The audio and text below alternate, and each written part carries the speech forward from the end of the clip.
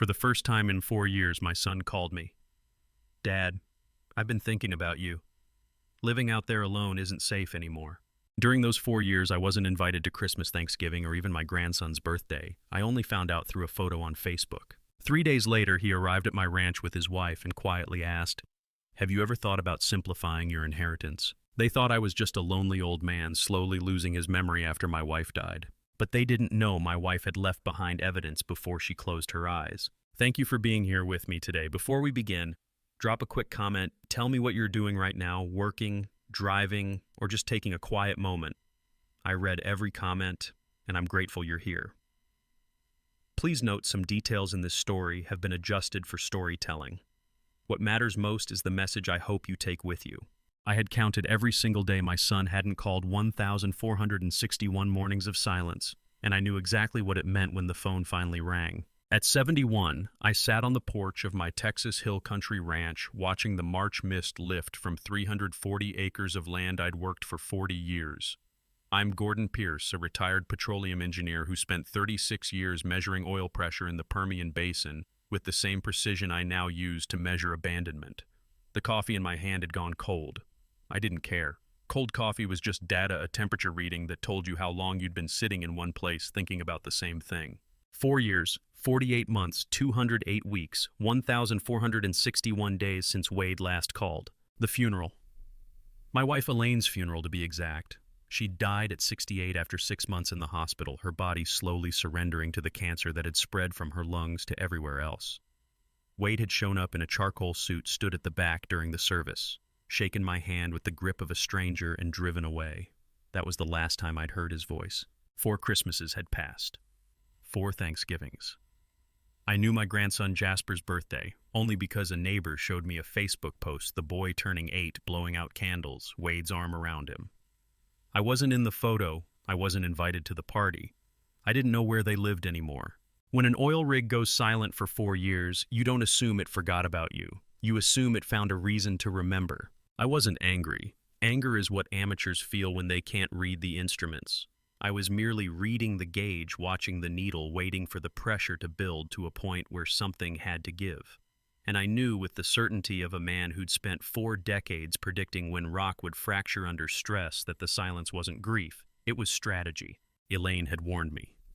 8 months before she died, lying in that hospital bed with tubes running from her arms and an oxygen cannula under her nose, she'd squeezed my hand and said something I didn't want to believe. "He will come," she'd whispered. "When he finds out, be ready." I'd asked her what she meant. She'd closed her eyes and drifted into morphine sleep, and I'd convinced myself it was the drugs talking. But Elaine Pierce had been a high school mathematics teacher for 34 years. She saw patterns the way I saw pressure gradients. She didn't speak in riddles, she spoke in proofs. The phone rang at 6:17 in the morning, cutting through the bird song and the distant lowing of cattle. I looked at the screen. Wade Pierce. The name glowed there like a warning light on a drilling console. I let it ring 3 times before I answered. An engineer doesn't rush. An engineer collects data. "Hello," I said. Neutral. Measured. The same tone I'd used 40 years ago when a blowout preventer failed and I had 90 seconds to decide whether to evacuate the rig or try to cap the well. "Dad," Wade's voice came through warm, practiced like he'd rehearsed it. "It's me. I know it's been too long." Too long, as if 4 years were a scheduling conflict, as if 1,461 days were simply an oversight. "I've been thinking about you," he continued, filling the silence I refused to fill. "How are you doing out there?" "I'm fine, Wade," I said. "The ranch is fine, the cattle are fine." What does a father feel when his only son goes silent for 4 years, and then calls with a voice full of practiced warmth? I'll tell you what this father felt: curiosity. The same curiosity I felt when a pressure reading spiked without explanation. Something had changed. A variable had shifted. And Wade Pierce, my 44-year-old son, who worked as a commercial real estate broker in Houston, had just revealed he didn't know I was collecting data. "Listen, Dad," Wade said, his voice dropping into a lower register, the tone salesmen use when they're about to make a pitch. "Celeste and I have been worried about you, living all alone out there, no one nearby if something happens. We'd like to drive up this weekend. Would that be all right? We could bring Jasper. He's been asking about you." Jasper. 8 years old. My grandson, who I'd held as an infant and hadn't seen since he was 4. I closed my eyes for just a moment. I saw Elaine's face in that hospital bed, pale and hollow, her hand squeezing mine with what little strength she had left. He will come. When he finds out, be ready. This weekend would be fine, I said. I'll be here. Great. The relief in his voice was audible. He'd expected resistance. He'd prepared for it. We'll head out Saturday morning. Should get there by noon. I'll call before we leave. Drive safe, I said, and ended the call. I set the phone down on the oak table, the table where Elaine had sat every morning for 38 years, drinking her coffee with cream and 2 sugars, correcting geometry exams while I read drilling reports. The morning light slanted across the porch, warming the wood that her hands had touched 10,000 times. It took him 4 years to find the number. Not my phone number. Wade had always had that. No, the other number. The one buried in patent filings and Delaware LLC registrations and licensing agreements that only a commercial real estate broker with the right connections would eventually uncover if he looked hard enough. $52 million worth of reasons to suddenly remember his father existed. I opened the bottom drawer of the table, the one that stuck slightly because the humidity warped the wood every spring, and pulled out a white envelope. My wife's handwriting on the front, Gordon when he comes. I had kept it for 4 years without the courage to open it. I'd told myself it was because I wanted to preserve her handwriting, keep this last piece of her intact, unread, still full of possibility. But the truth was simpler. I'd been afraid. Afraid of what she knew. Afraid of what she'd prepared for. Afraid of how clearly she'd seen what I'd refused to believe. Today I thought, staring at the envelope as the sun climbed higher and the mist burned away from the hills, it's time. The envelope was heavier than I expected. Not from the weight of paper, but from the weight of 4 years spent wondering what my dying wife had been too afraid to tell me while she was still alive. I slid my thumbnail under the seal. Inside 4 pages of notebook paper and a small black USB drive taped to the back of the last page. Elaine's handwriting filled every line in blue ink, the letters slightly shaky from morphine but still precise. I carried the pages to my study and sat at the oak desk where afternoon light came through old blinds and dusty slats. Gordon, the letter began. By the time you read this, they will have found the number. I've known since January what Wade and Celeste were planning. January, 8 months before she died. 8 months she'd carried this knowledge while I sat beside her hospital bed reading Mary Oliver poems, thinking I was comforting her. I recorded them, she wrote, 14 times when they thought I was sleeping, when they thought I was too weak to understand. But Gordon, you married a mathematics teacher. I understand patterns. I understand probability. And I understood exactly what they were calculating every time they visited and closed the door and spoke in whispers they thought I couldn't hear. My hands shook. I set the first page down carefully. The second page continued. I didn't tell you because I needed you to grieve me honestly. If you'd known what was coming while I was still here, you would have fought them instead of being present with me. And I needed you present, my love. I needed every moment we had left to be real. What kind of love makes a dying woman spend her final months not saying goodbye, but building evidence to protect the man who will be left behind? The third page outlined dates, times, which recordings contained which revelations. She'd cataloged her own son's betrayal with the same precision she'd used to grade geometry proofs for 34 years. QED she'd written at the bottom, quod erat demonstrandum. The final page was shorter. Everything you need is on this drive. Play them. Listen to his voice when he thinks no one who loves him is listening. Then do what you've always done when the pressure builds and the equipment fails. Trust your instruments. Trust your training. And for God's sake, Gordon, trust that I didn't spend my last breath protecting you so you could roll over and let him win. She'd signed it E. I sat motionless for 20 minutes. Then I peeled the USB drive from where she'd taped it and plugged it into my laptop. 14 files, each time-stamped. The first dated 8 months before she died. I clicked on the first file. Static, then ambient hospital sound machines beeping, air handling, humming. Then Wade's voice. Not the warm voice from this morning's phone call, the real voice. Once Mom's gone, we move fast, he said. The old man won't know what hit him. He's been alone on that hill for 30 years. He has no idea how the world works anymore. Celeste's voice nervous. What if he fights it? He won't, Wade said, and I could hear the smile. He's 71 years old, living by himself, no close friends, no family except us. Who's he going to call? What lawyer is going to take his case when we have medical documentation showing cognitive decline? We don't have medical documentation, Celeste said. Not yet, Wade agreed, but we will. I stopped the recording. The sound of Wade's voice, the voice that had been silent for 1,461 days, was the same voice that had been planning this since before his mother took her last breath.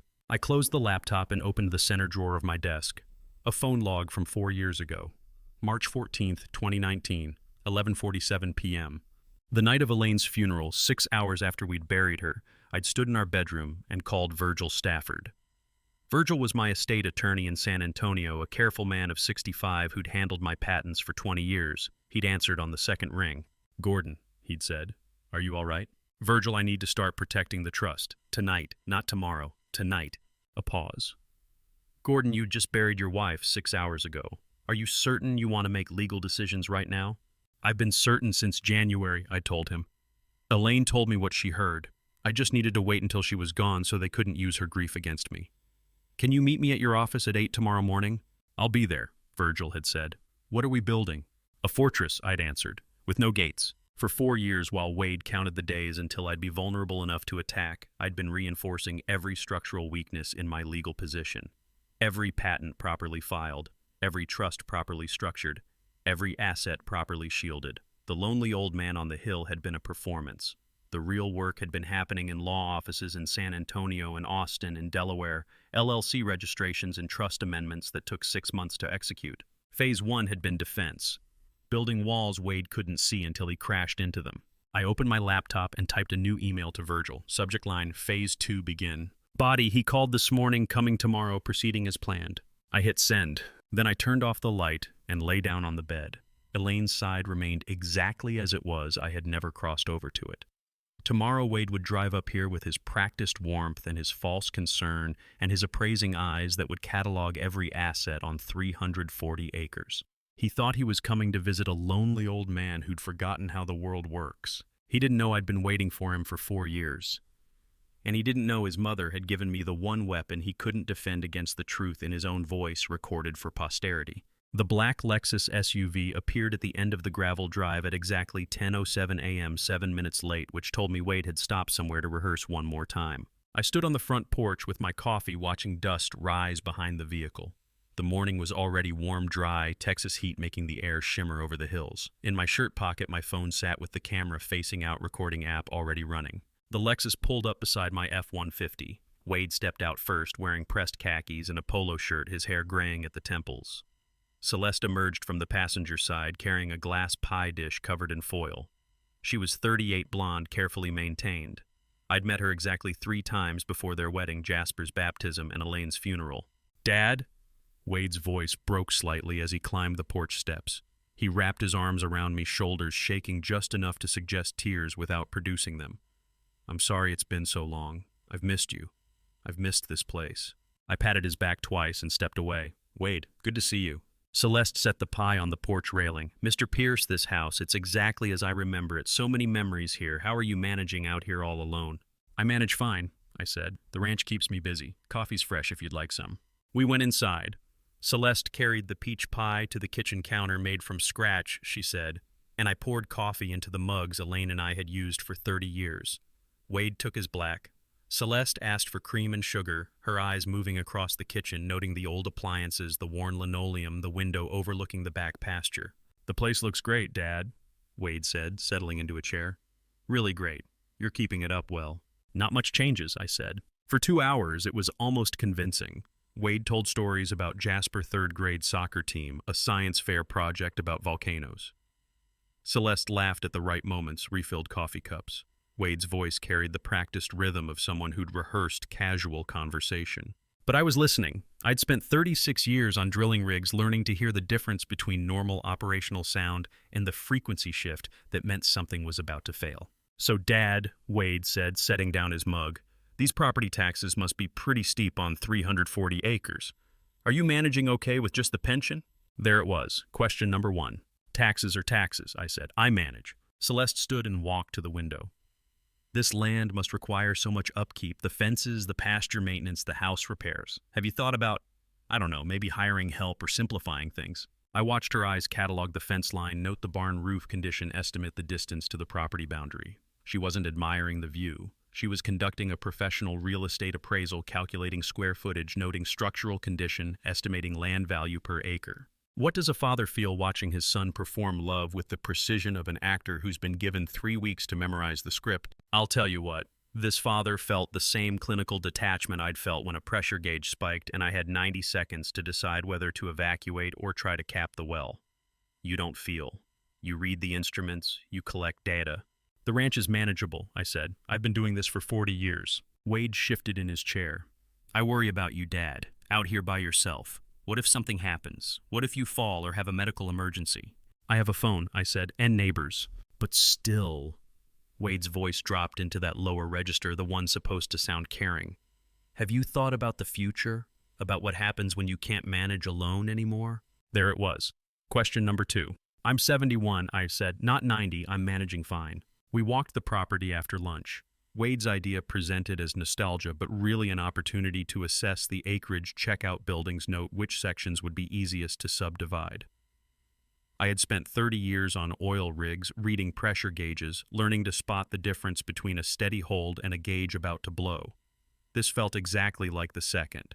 At 2 o'clock, Wade checked his watch. We should probably head back. Long drive to Houston. We walked to their Lexus. Celeste turned to me, her hand on the car door. Mr. Pierce, she said softly, as if the thought had just occurred to her. Have you ever thought about simplifying your estate? You know, making things easier for whoever has to handle everything. Eventually, I looked at her for a long moment. She looked back. Both of us knew exactly what was happening in that silence. Simplifying things, I said slowly. I'm not sure what you mean, Celeste. Her smile didn't waver. Oh, nothing specific, just estate planning, making things easier, less complicated. I'll think about it, I said, and smiled back at her. We both knew we were lying. I stood on the porch watching their Lexus disappear down the gravel drive, dust rising in the heat. Celeste had asked her question. I had given my answer. We both knew the performance was over. What she didn't know was that I had been recording the entire visit on my phone, sitting in my shirt pocket, camera facing out, capturing every appraising glance, every probing question, every calculated pause. By Monday morning, Virgil would have the video file time-stamped and archived. Phase 2 had begun, and they'd just given me exactly what I needed: documentation of their intent in their own voices on their own timeline, recorded before they made a single legal move. In petroleum engineering, we called that a control sample. Evidence of baseline conditions before the pressure test. Proof of what normal looked like before everything went to hell. On Monday, I sent Virgil the video file. On Wednesday, Constance Hart walked across the property line with her work gloves to help mend the fence. Constance was 65, a widow from the ranch next door who'd been my neighbor for 6 years. She brought over surplus tomatoes each summer and helped with fence repairs when the posts rotted. In all that time, she had never once asked me if I'd been forgetting where I put my truck keys, which was why the question stopped me mid-hammer strike. "Gordon, you sleeping all right these days?" she asked, threading wire through the cedar post. "I know since Elaine passed, sometimes nights can be hard." I drove the staple in with 2 precise strikes. "I sleep fine, Constance." "That's good." She moved to the next post, and I could hear something rehearsed in her voice. "You ever, I don't know, forget where you put your keys? Or maybe leave the stove on by accident? It happens to everyone our age." I set down the hammer. "I keep my keys on the same hook. I've kept them for 30 years. The stove is electric. It beeps if I leave it on." Right.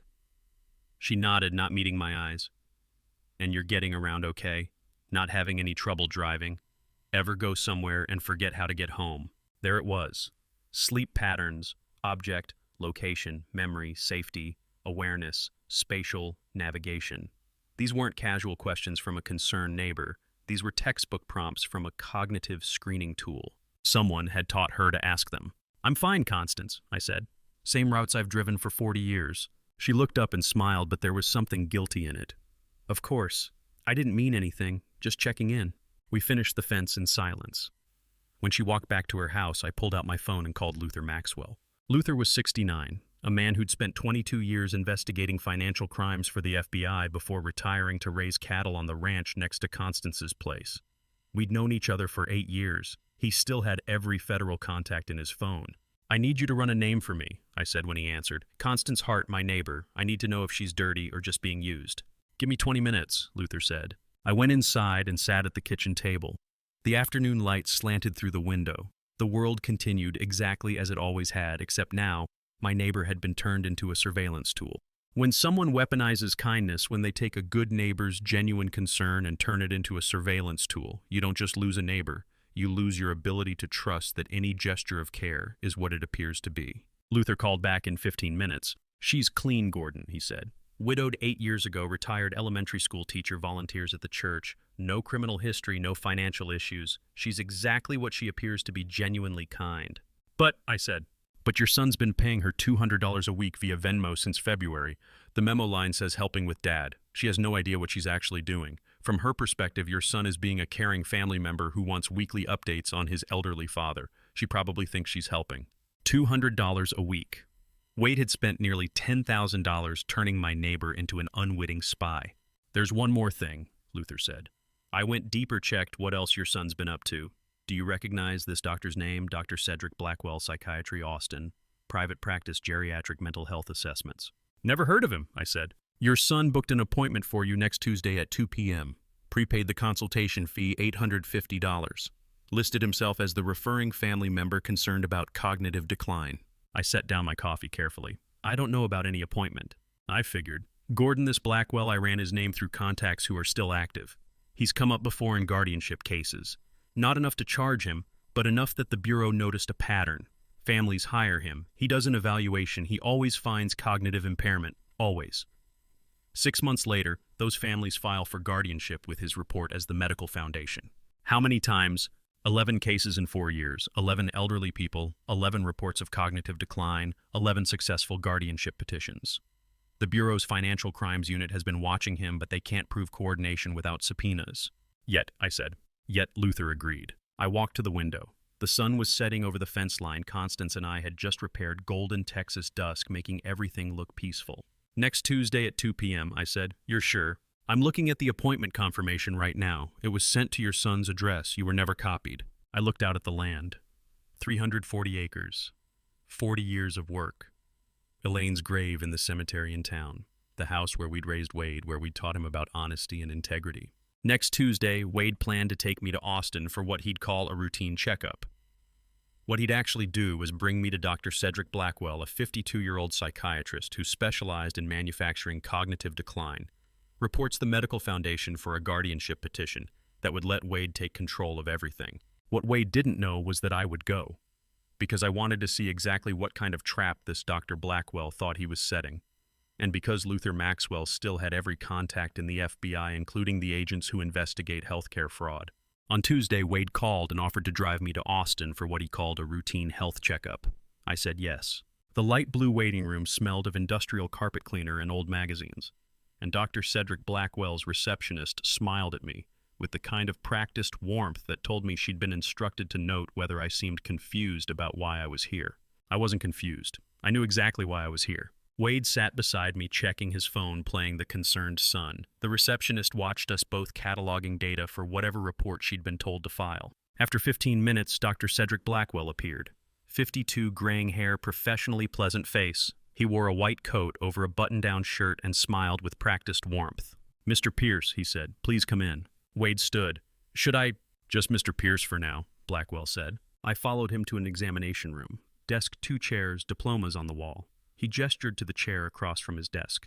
Mr. Pierce, your son is concerned about you, he began. Living alone on a large property at your age, I'd like to ask you a few questions just to establish a baseline. Nothing to worry about. Go ahead, I said. Can you tell me what year it is, what month, what day of the week? April 12th, 2023, I said immediately. Tuesday. It's been 1,498 days since my wife died, which was March 15th, 2019, also a Tuesday. His pen paused. Very specific. I'm an engineer, I said. I remember numbers. He wrote something. Can you count backward from 100 by sevens? 193, 86, 79, 72, 65, 58, 51, 44, 37, 30, 23, 16, 9, 2. I'm going to give you 3 words to remember, he said carefully. Apple, table, penny. Can you repeat those back to me? Apple, table, penny. Good. Now in 1985, who was president? The question was deliberately ambiguous. Start of 1985 or end. Reagan was president the entire year, but the ambiguity allowed him to mark any answer as confused, depending on how he wanted to score it. Ronald Reagan, I said. Inaugurated January 20th, 1981, served until January 20th, 1989.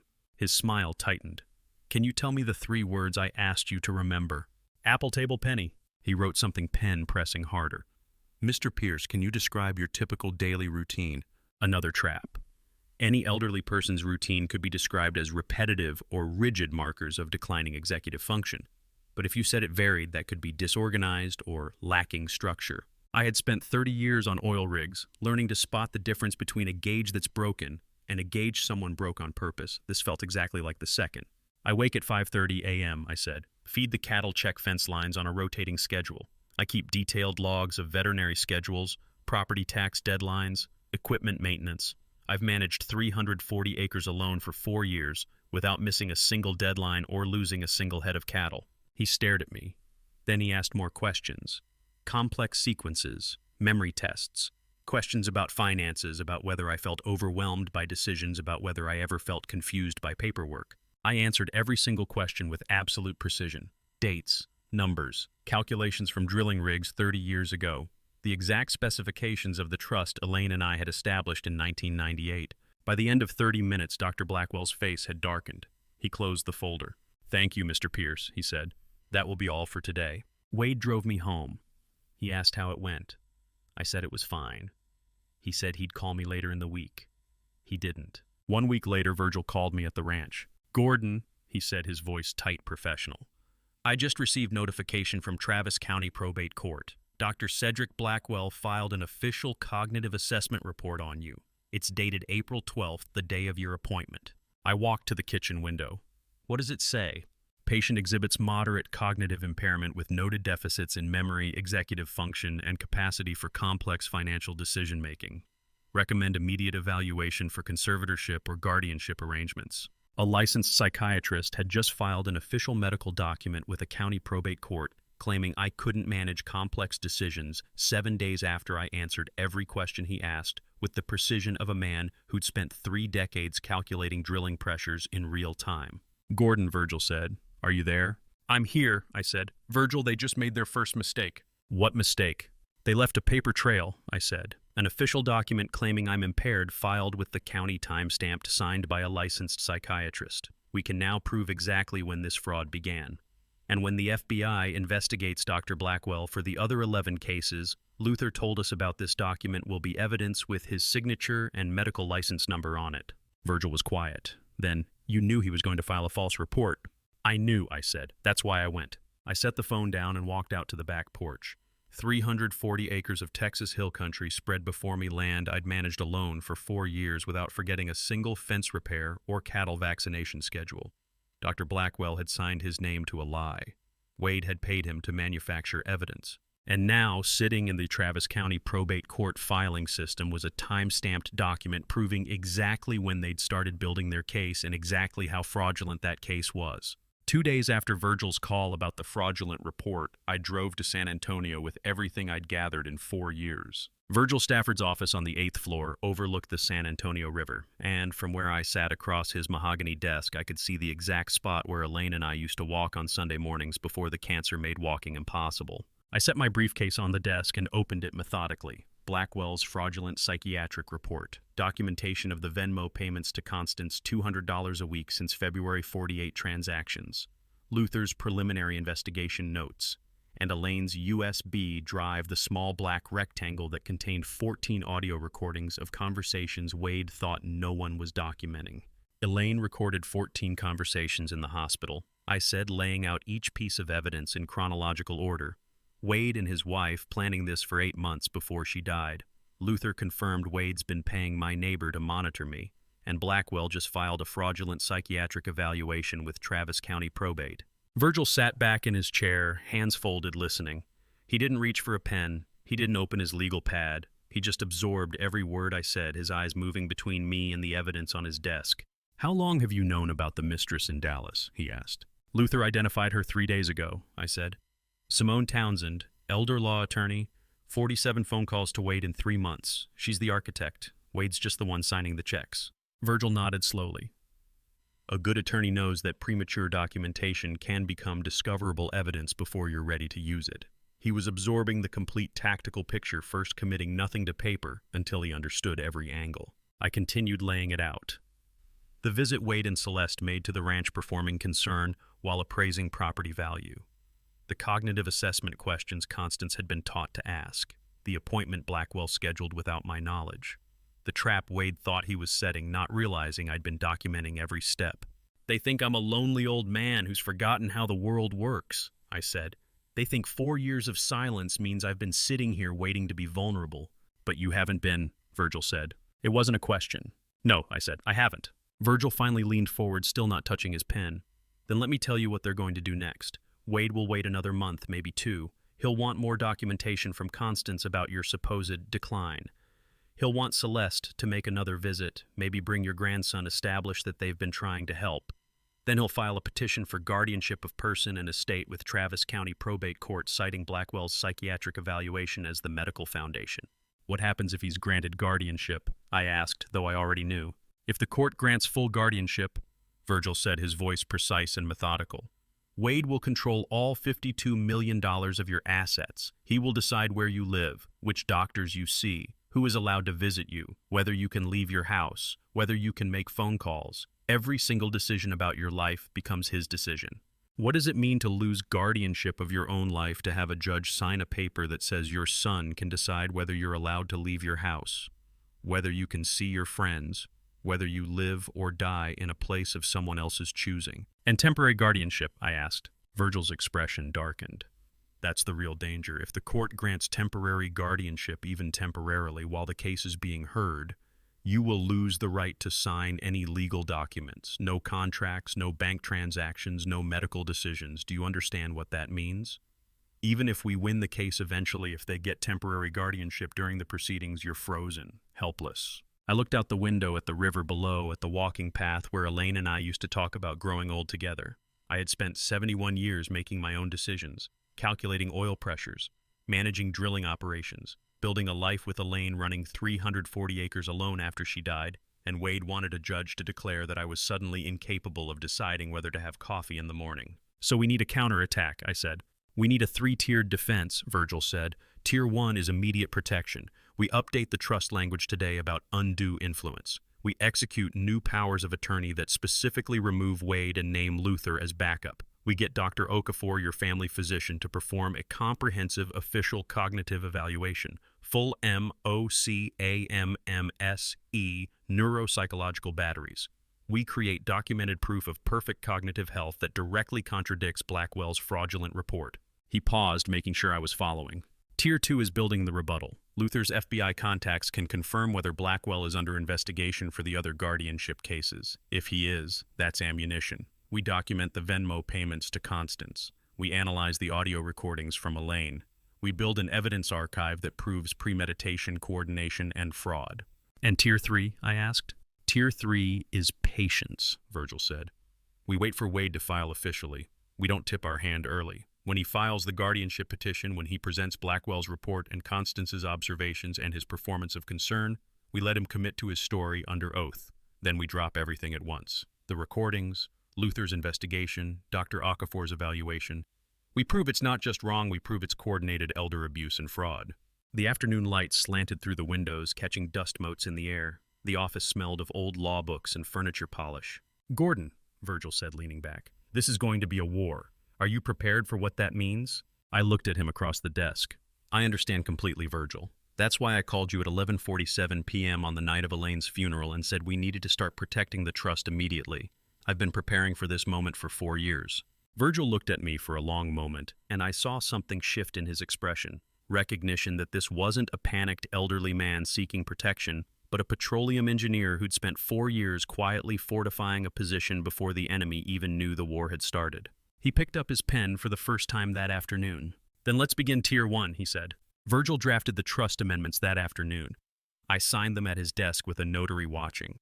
Then I drove to Kerrville to see Dr. Sandra Okafor. Dr. Okafor had been my family physician for 15 years, and in all that time, I had never once walked into her clinic and asked her to prove I wasn't losing my mind, which was exactly why she looked up from her computer with immediate concern when I made the request.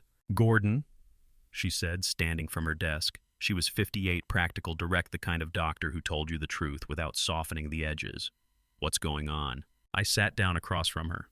Sandra, I need you to conduct a comprehensive cognitive evaluation and document it officially. My son hired a psychiatrist in Austin to manufacture evidence that I'm impaired. I need a real doctor's assessment on record. Her expression shifted immediately, concern to comprehension to something sharper.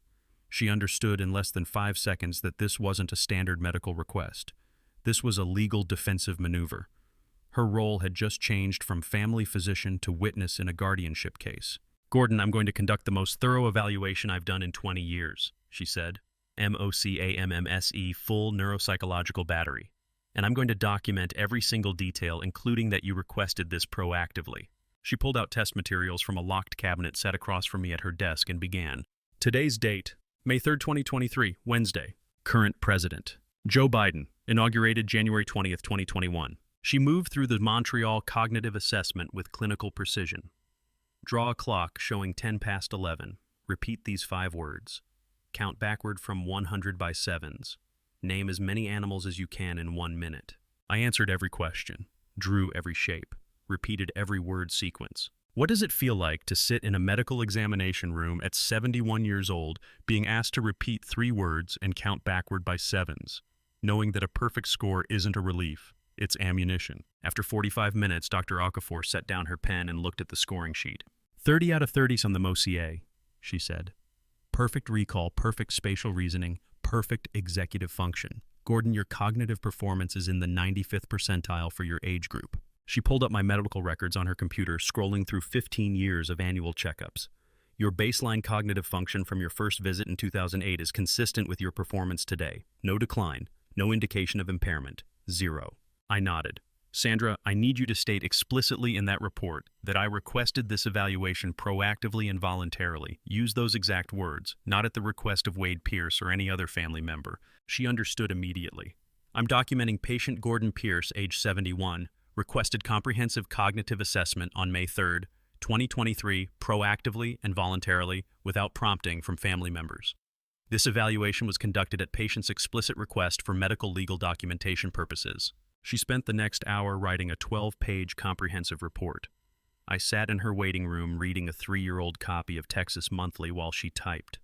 Through the window I could see the parking lot, the Kerrville traffic moving past the ordinary world continuing while my family war escalated into official documentation. When she finished, she printed 2 copies, one for her records, one for Virgil. "Gordon," she said, handing me the envelope, "I've included baseline comparison data from your previous annual checkups. 15 years of consistent cognitive performance. If anyone tries to claim you've declined, this proves otherwise. On an oil rig, a pressure test tells you whether the equipment can handle the load. In a family war, a cognitive test tells you whether your son believes you're too weak to defend yourself and whether he's miscalculated." "Thank you, Sandra," I said. "Be careful," she said. "Whatever your son is planning, it sounds like he's serious." "He is," I said, "but so am I." I drove home as the afternoon sun dropped toward evening. The 12-page report sat on the passenger seat, sealed in a manila envelope. Proof in medical language and numerical scores that I was exactly what I'd always been, an engineer who remembered numbers, made decisions, and managed 340 acres without assistance. My phone rang, unknown number. I pulled the truck over to the shoulder of Ranch Road and answered. "Hello, this is Travis County Probate Court Clerk's office," a professional voice said. "We're confirming your address for filing number TX-2024-PRB-4471. Are you currently residing at 1247 Ranch Road, Kerrville, Texas?" I looked out at the Texas landscape, the hills rolling away toward the horizon, the fence posts marking property lines, the land I'd worked for 40 years. "Yes, that's correct," I said. "Thank you, Mr. Pierce. You should receive official notification by certified mail within 3 business days. Have a good evening." The call ended. I sat there in the truck with the engine idling, phone still in my hand. Filing number TX-2024-PRB-4471. Wade had officially filed. The petition was real, the case was open, and somewhere in Travis County a clerk was attaching documents to a file that would determine whether I kept my freedom or lost everything. I put the truck in gear and drove toward the ranch, already composing the text to Virgil in my head. When I pulled into the gravel drive, I parked beside the house and pulled out my phone. Typed 7 words. They filed. Time to execute Tier 2. I hit send and sat there watching the sun drop below the hills. The ranch looked exactly as it always had, cattle in the pasture barns solid against the sky fence lines, straight and maintained. The same land Elaine and I had built together, the same house where we'd raised Wade, the same 340 acres I'd managed alone for 4 years. Now my son wanted a judge to declare I couldn't manage any of it. My phone buzzed with Virgil's reply. "Received. Meet me at the office tomorrow, 9 a.m. We review their petition and start building the counterfile. I arrived at Virgil's office at 9 the next morning. The petition from Travis County Probate Court sat on his desk in a manila envelope, certified mail stamp across the front. The petition was 43 pages long, and Virgil read every word of it aloud in the deliberate, measured tone of an attorney who has learned that the most dangerous legal documents are the ones that sound reasonable until you understand what they're actually asking for. In the matter of the guardianship of Gordon Pierce, Virgil read, cause number TX-2024-PRB-4471. Petition for appointment of guardian of estate and person. He looked up at me. Estate and person Gordon, not just your money, everything. He continued reading.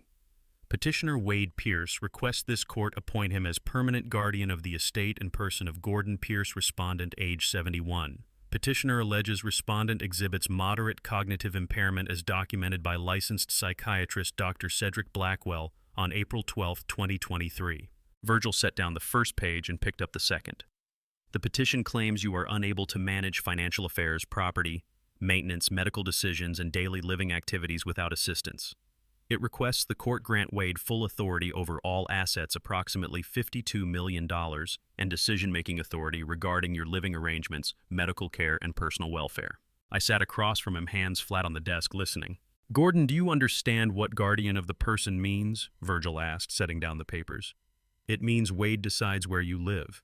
If he wants you in a memory care facility in Houston, you go. If he decides you can't see Luther anymore, you don't.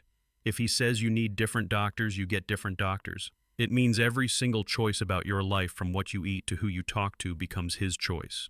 He wants total control, I said, my voice level. Not just the money. He wants to decide whether I live or die in a place of his choosing. What does it mean to lose guardianship of your own person, not just your bank account, but your body, your home, your freedom to wake up in your own bed and decide whether to have breakfast or drive to town or call a friend? If this is granted, Virgil continued, you will lose the legal right to sign any document. You cannot hire an attorney. You cannot execute a new will. You cannot leave your property without Wade's permission. You cannot make a phone call he doesn't approve. And if you try to contest the guardianship, he can have you declared incompetent to participate in your own legal defense. The office was quiet except for the air conditioning cycling on.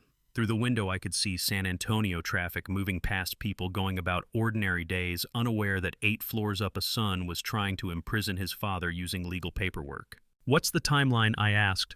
Temporary hearing in 3 weeks, Virgil said. That's the dangerous one. Wade can request emergency temporary guardianship pending the final hearing. If the judge grants it even temporarily, you're frozen immediately. Final hearing is scheduled for September 15th. 4 months, I said. 4 months to build the counter case, Virgil agreed. But first, let's look at what they built their case on. He spread the petition across his desk, pointing to specific sections. Look at what's missing. No testimony from Wade about observed behaviors suggesting decline.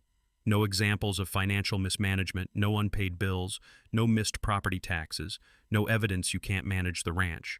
No second medical opinion corroborating Blackwell's assessment. No statements from neighbors or friends about concerning behavior. Virgil tapped the pages. The entire petition stands on one pillar, Blackwell's report. If that pillar falls, everything falls. I leaned forward.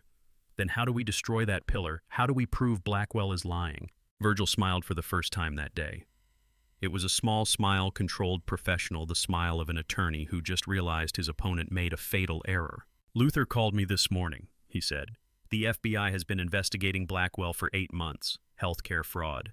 Systematic manufacturing of fake evaluations for guardianship cases. Blackwell has a pattern. Family members hire him. He conducts brief evaluations designed to produce predetermined negative results. He files reports claiming cognitive impairment. Families use those reports to secure guardianships and control elderly relatives' estates. How many cases? I asked. Virgil pulled a folder from his desk drawer. Special Agent Lucia Rivera from the FBI's Houston field office has 11 victims in her case file, 11 elderly people who underwent evaluations with Dr. Blackwell, 11 fraudulent reports, 11 families who gained guardianships based on manufactured evidence. He slid the folder across the desk. Gordon, you're victim number 7. Victim number 7. I had spent 71 years as Gordon Pierce petroleum engineer, husband, father, rancher, and in the FBI's case file against Dr. Cedric Blackwell. I was a number on a list between victim 6 and victim 8. Luther didn't initiate this investigation, Virgil continued.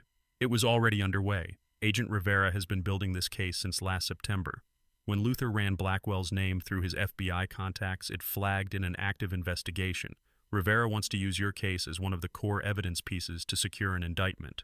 Does Wade know, I asked, that Blackwell is under federal investigation? Virgil shook his head. No indication he does. If he knew, he wouldn't have filed a petition that depends entirely on Blackwell's credibility. I opened the folder. Inside, Special Agent Lucia Rivera's preliminary case summary. 11 names, 11 dates, 11 evaluations, all conducted by Dr. Cedric Blackwell, all resulting in findings of cognitive impairment, all leading to successful guardianship petitions. And sitting at entry number 7, dated April 12, 2023, Gordon Pierce, age 71, Kerrville, Texas. Wade's entire case, Virgil said quietly, is built on a pillar the FBI is about to dynamite. I looked at the file, then back at Virgil. When does Agent Rivera expect to move? She's building toward indictment, Virgil said.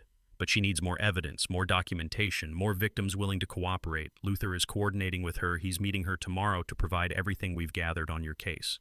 And our hearing is in 3 weeks, I said. Temporary hearing in 3 weeks, Virgil corrected. Final hearing in September, which gives the FBI 5 months to complete their case. It's going to be close, Gordon. But if Rivera indicts Blackwell before our final hearing, Wade's petition collapses completely. I closed the folder and looked out the window at the city below. My son had hired a criminal to manufacture evidence. That criminal was under federal investigation, and I was victim number 7 in a fraud scheme that was about to bring down everyone involved. Then let's make sure, I said, that Agent Rivera has everything she needs.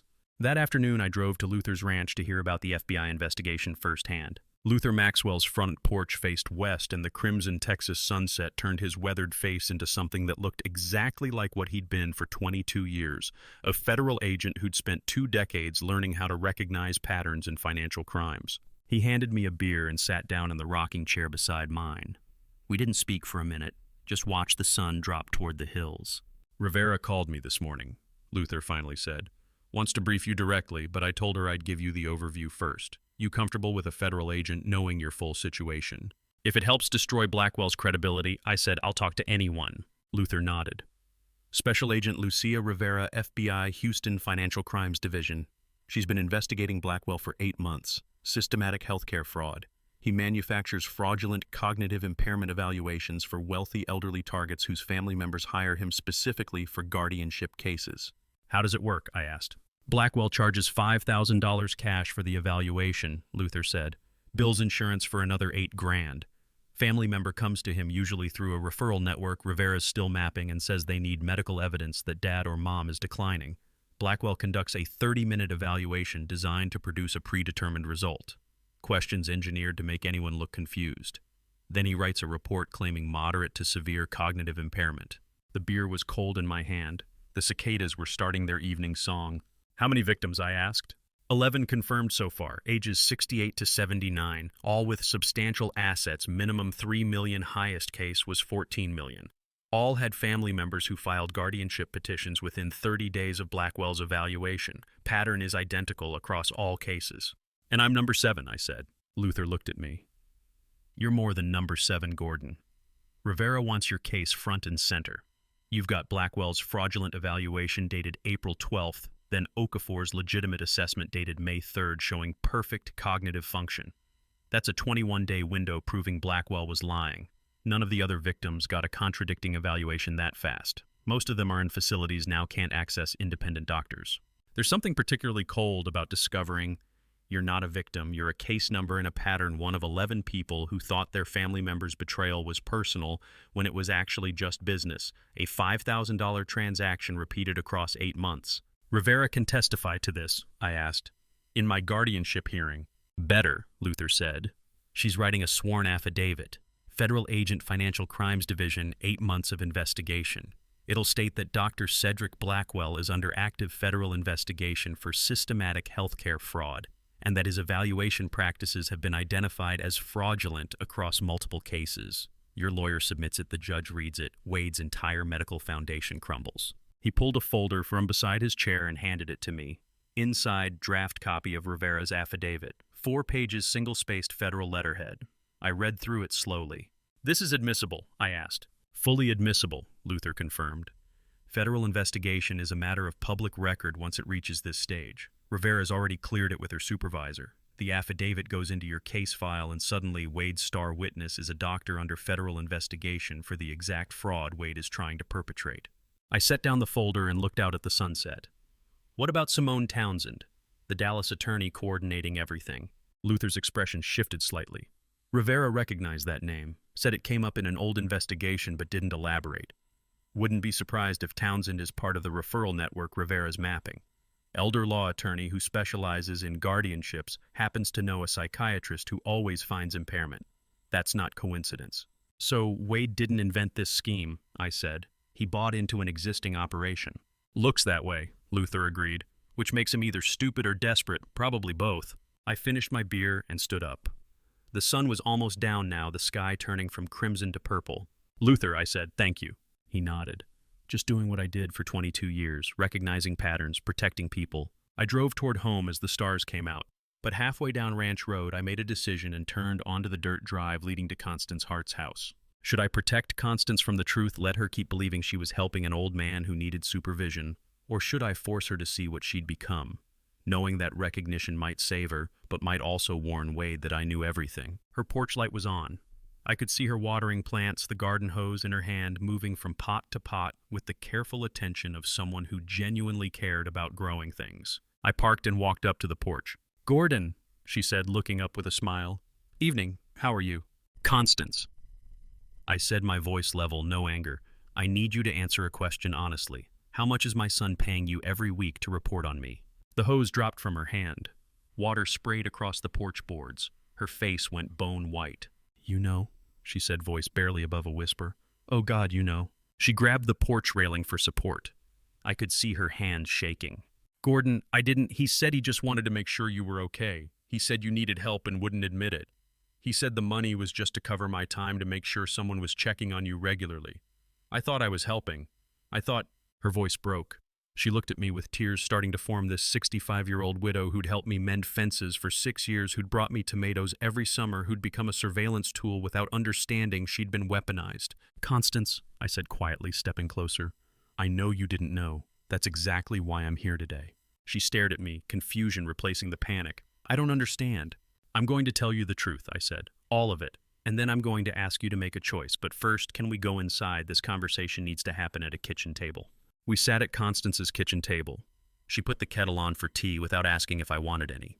Constance Hart's kitchen smelled like Earl Grey tea and old wood polish, and when I sat down across from her at the small pine table, where she'd probably eaten 10,000 meals alone since her husband died, I understood that what I was about to tell her would end one version of her life and begin another. She set a mug in front of me and sat down, hands wrapped around her own cup. Tell me, she said. So I did. I told her about the guardianship petition Wade filed with Travis County Probate Court. I told her about Dr. Cedric Blackwell's fraudulent psychiatric evaluation claiming I had moderate cognitive impairment. I told her about the FBI's 8-month investigation proving Blackwell systematically manufactures fake evaluations for elderly people whose families want to seize control of their assets. I told her about Simone Townsend, the Dallas elder law attorney coordinating Wade's legal strategy. And I told her about the $200 a week Wade had been paying her since February to monitor me and report back. He told me you just needed someone checking on you, Constance said quietly.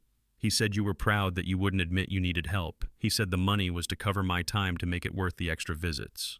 I know, I said. That's why I'm telling you this, because you didn't know. She was quiet for a long time, staring into her tea. Then she looked up at me. What do you need me to do, Gordon? No justification. No defense. No hours spent explaining why it wasn't her fault. Just what do you need me to do? There are people in this world who, when you show them they've been used to do harm, will spend hours justifying why it wasn't their fault, and there are people who will simply ask what they can do to make it right, and Constance Hart was the second kind. I need you to write down everything, I said. Every instruction Wade gave you. Every question he told you to ask me. Every Venmo payment with the date and amount. And I need you ready to testify to all of it under oath if this goes to court. She didn't hesitate. I will. Constance, do you understand what that means? You'll be testifying against Wade. In a courtroom, under oath. He'll know you chose to help me instead of him. Good, she said, her voice steady. Let him know. I don't help people hurt other people, Gordon, even if I didn't understand what I was doing at the time. I left her house an hour later with her commitment and drove home through the June darkness. The ranch was quiet when I arrived. I fed the cattle, checked the fence lines, did all the ordinary things that made up the life Wade wanted a judge to declare I couldn't manage. Time passed. June became July. July became August. Virgil filed our preliminary response to Wade's guardianship petition. The temporary hearing was scheduled for September, the final hearing for later that fall. And on a night in mid-August, I sat alone in my bedroom study with moonlight coming through the window and opened Elaine's USB drive. I'd listened to 13 of the 14 recordings, but track 14 I'd avoided it for months. I knew from Elaine's written notes what it contained. I knew why she'd marked it separately, but I hadn't been ready to hear it. Tonight I was ready. I clicked play. Static, hospital background noise machines, beeping air handling system humming. Then Elaine's voice, weak but deliberate. Wade, honey, are you there? Can I ask you something? Wade's voice cautious. Mom, you should rest. Do you love your father? Silence. Long, agonizing silence. I could hear the hospital machines continuing their rhythm. I could hear someone, probably Celeste, shift in a chair. Then Wade's voice, flat, businesslike. Mom, that's not a relevant question to what we're trying to accomplish here. Background audio. Celeste's sharp intake of breath. Hospital machines still beeping. Elaine's heartbeat monitor steady. Elaine's voice again weaker, not relevant. The recording ended. I sat in the darkness of my study for a long time. When your dying wife asks your son if he loves you and he answers that, the question isn't relevant to what they're trying to accomplish, what is left to fight for except to make absolutely certain he doesn't win. This was never about the money. It was never about the ranch or the patents or the assets. It was about that answer, not yes, not no, just not relevant. Just not. I didn't sleep that night. At 5 a.m, I got up, put on my flannel shirt, and went out to feed the cattle. The August sunrise turned the Texas hills bronze and gold. I made coffee and sat on the porch watching the light spread across 340 acres of land I'd worked for 40 years. Elaine had said fight, not for the money, not even for me. But because if I let Wade do this to me, he would do it to someone else. Someone who didn't have a Luther with FBI contacts. Someone who didn't have a Virgil who answered the phone at midnight. Someone who didn't have a USB drive full of evidence their dying wife had gathered. I picked up my phone and called Virgil. He answered on the second ring voice alert despite the hour. Gordon, you okay? I'm fine, I said. I listened to track 14. Silence on the other end. Virgil knew which recording that was. I'd told him months ago. And, he finally asked. And I'm done waiting, I said. Let's initiate Tier 3. I want every piece of evidence we've gathered assembled. I want Rivera's affidavit finalized. I want Constance's written statement. I want all 14 recordings authenticated for court submission. And I want to schedule a meeting with you and Luther to review the complete defense strategy. When Virgil asked, this week, as soon as possible, we have 1 month until the temporary hearing. I want to be ready. We've been ready for months, Gordon. Then let's make sure Wade knows exactly what he walked into. I hung up and sat there watching the sun climb higher. The cattle were fed, the coffee was strong, the land looked exactly as it always had, solid, enduring mine. Wade thought he could take this from me using a corrupt psychiatrist and a stack of legal paperwork. He thought I was a lonely old man who'd forgotten how the world works. He was about to discover that petroleum engineers don't forget. We calculate, we measure, we wait for the exact right moment, and then we execute. 3 days after my 5 a.m. phone call, we met at Virgil's office to review everything we'd built. 3 men sat around Virgil Stafford's mahogany conference table on a September morning in 2023, a petroleum engineer, and a state attorney, and a retired FBI agent, and the 8 cardboard evidence boxes stacked against the wall represented 4 years of preparation that Wade Pierce had no idea existed. Virgil stood at the head of the table, methodically opening boxes and spreading documents across the polished wood. Box 1, he said. FBI documentation. Special Agent Lucia Rivera's sworn affidavit documenting Dr. Blackwell's systematic healthcare fraud with you as victim number 7. 11 victim profiles. Timeline of Blackwell's operation. 8 months of federal investigation. He set down a thick binder and opened the next box. Box 2, medical rebuttal. Dr. Sandra Okafor's 12-page cognitive evaluation showing perfect 30 out of 30 MOCA score. 15-year patient history baseline proving consistent cognitive performance. Documented proof you requested this evaluation proactively and voluntarily. Another box. Box 3, Elaine's recordings. 14 audio files forensically authenticated by digital audio expert Martin Blackwood. Complete transcripts, time-stamped metadata, chain of custody documentation. Luther leaned forward, examining the phone records Virgil pulled from Box 4. 47 calls in 3 months. Wade to Simone Townsend, Dallas elder law attorney. Every call logged, every date documented. Virgil continued. Box 5. Financial evidence. Venmo payments to Constance Hart, $200 a week for 24 weeks total of $4,800. Wade's bank statements showing cash withdrawal of $5,000 on April 10th, 2 days before your Blackwell evaluation. Box 6, Luther said, pulling out another binder. Celeste Pierce's sealed 2019 Nevada mortgage fraud case. How we obtained this is something we won't discuss in open court, but it exists, it's documented, and it's relevant to her credibility as Wade's supporting witness. Virgil opened the remaining boxes, 7 and 8. Constance Hart's handwritten witness logs documenting every directive Wade gave her, every question he told her to ask you, every payment amount. Plus supporting documentation, your property tax records, ranch maintenance logs, veterinary schedules proving you've managed the ranch perfectly for 4 years without a single missed deadline or financial error. I looked at the conference table covered in labeled binders, every document time-stamped, every piece of evidence, chain of custody documented. This is more than a defense, I said quietly. This is a prosecution. Luther nodded. That's exactly what it is. Gentlemen, let's be clear about what we have here. This isn't defensive documentation anymore. This is prosecutorial quality evidence. We're building an indictment file. Wade Blackwell, possibly Simone Townsend, this documentation could bring fraud charges against all of them. For 4 years, I had fought this war alone, counting the days of Wade's silence, watching Elaine die, while recording evidence I didn't know existed, sitting in my kitchen while my son performed caring concern, and now finally, I wasn't alone, because 2 men who owed me nothing had decided this fight was worth their names. Virgil's computer chimed with an email notification. He glanced at the screen and his expression shifted. Wade's attorney just filed an emergency motion for accelerated hearing schedule, he said, reading, requesting expedited proceedings due to alleged urgent need for protective intervention. He scrolled down. The court assigned a date, September 15th, 2023. I did the calculation instantly. 12 months from now. Exactly 12 months, Virgil confirmed. He looked at me across the table. Gordon, this is important. The motion requests immediate temporary guardianship pending the final hearing. If the judge grants even temporary guardianship during proceedings, you lose the legal right to sign any documents, make financial decisions, or execute legal strategies while the case is pending. That temporary order could last months. Do you understand what that means? It means if they win the temporary hearing, I said, I'm frozen even while we're still fighting.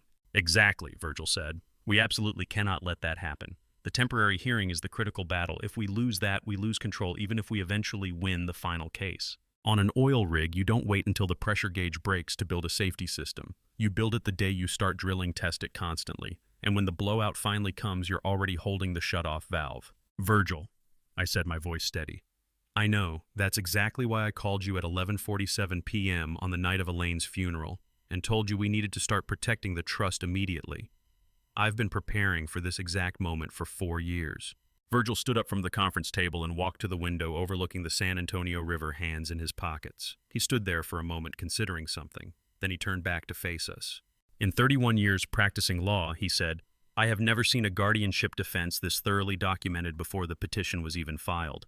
You didn't just prepare Gordon, you built a fortress while Wade was still deciding whether to attack. Luther smiled a small, professional smile that reminded me exactly what he'd been for 22 years. A federal agent who specialized in recognizing patterns, building cases, and waiting for the exact right moment to execute. September 15th, 2023, he said, that gives us no time to waste. Wade thinks he's accelerating. He thinks an emergency motion puts pressure on us. But he has no idea, I said, that he just gave us exactly the timeline we wanted. Exactly, Luther agreed. We've been ready since the funeral. Now we have a full year to let them overplay their hand, while our evidence arsenal only grows stronger. Every phone call Wade makes to Simone, every payment they think is secret, every move they make thinking you're a confused old man who can't see them coming.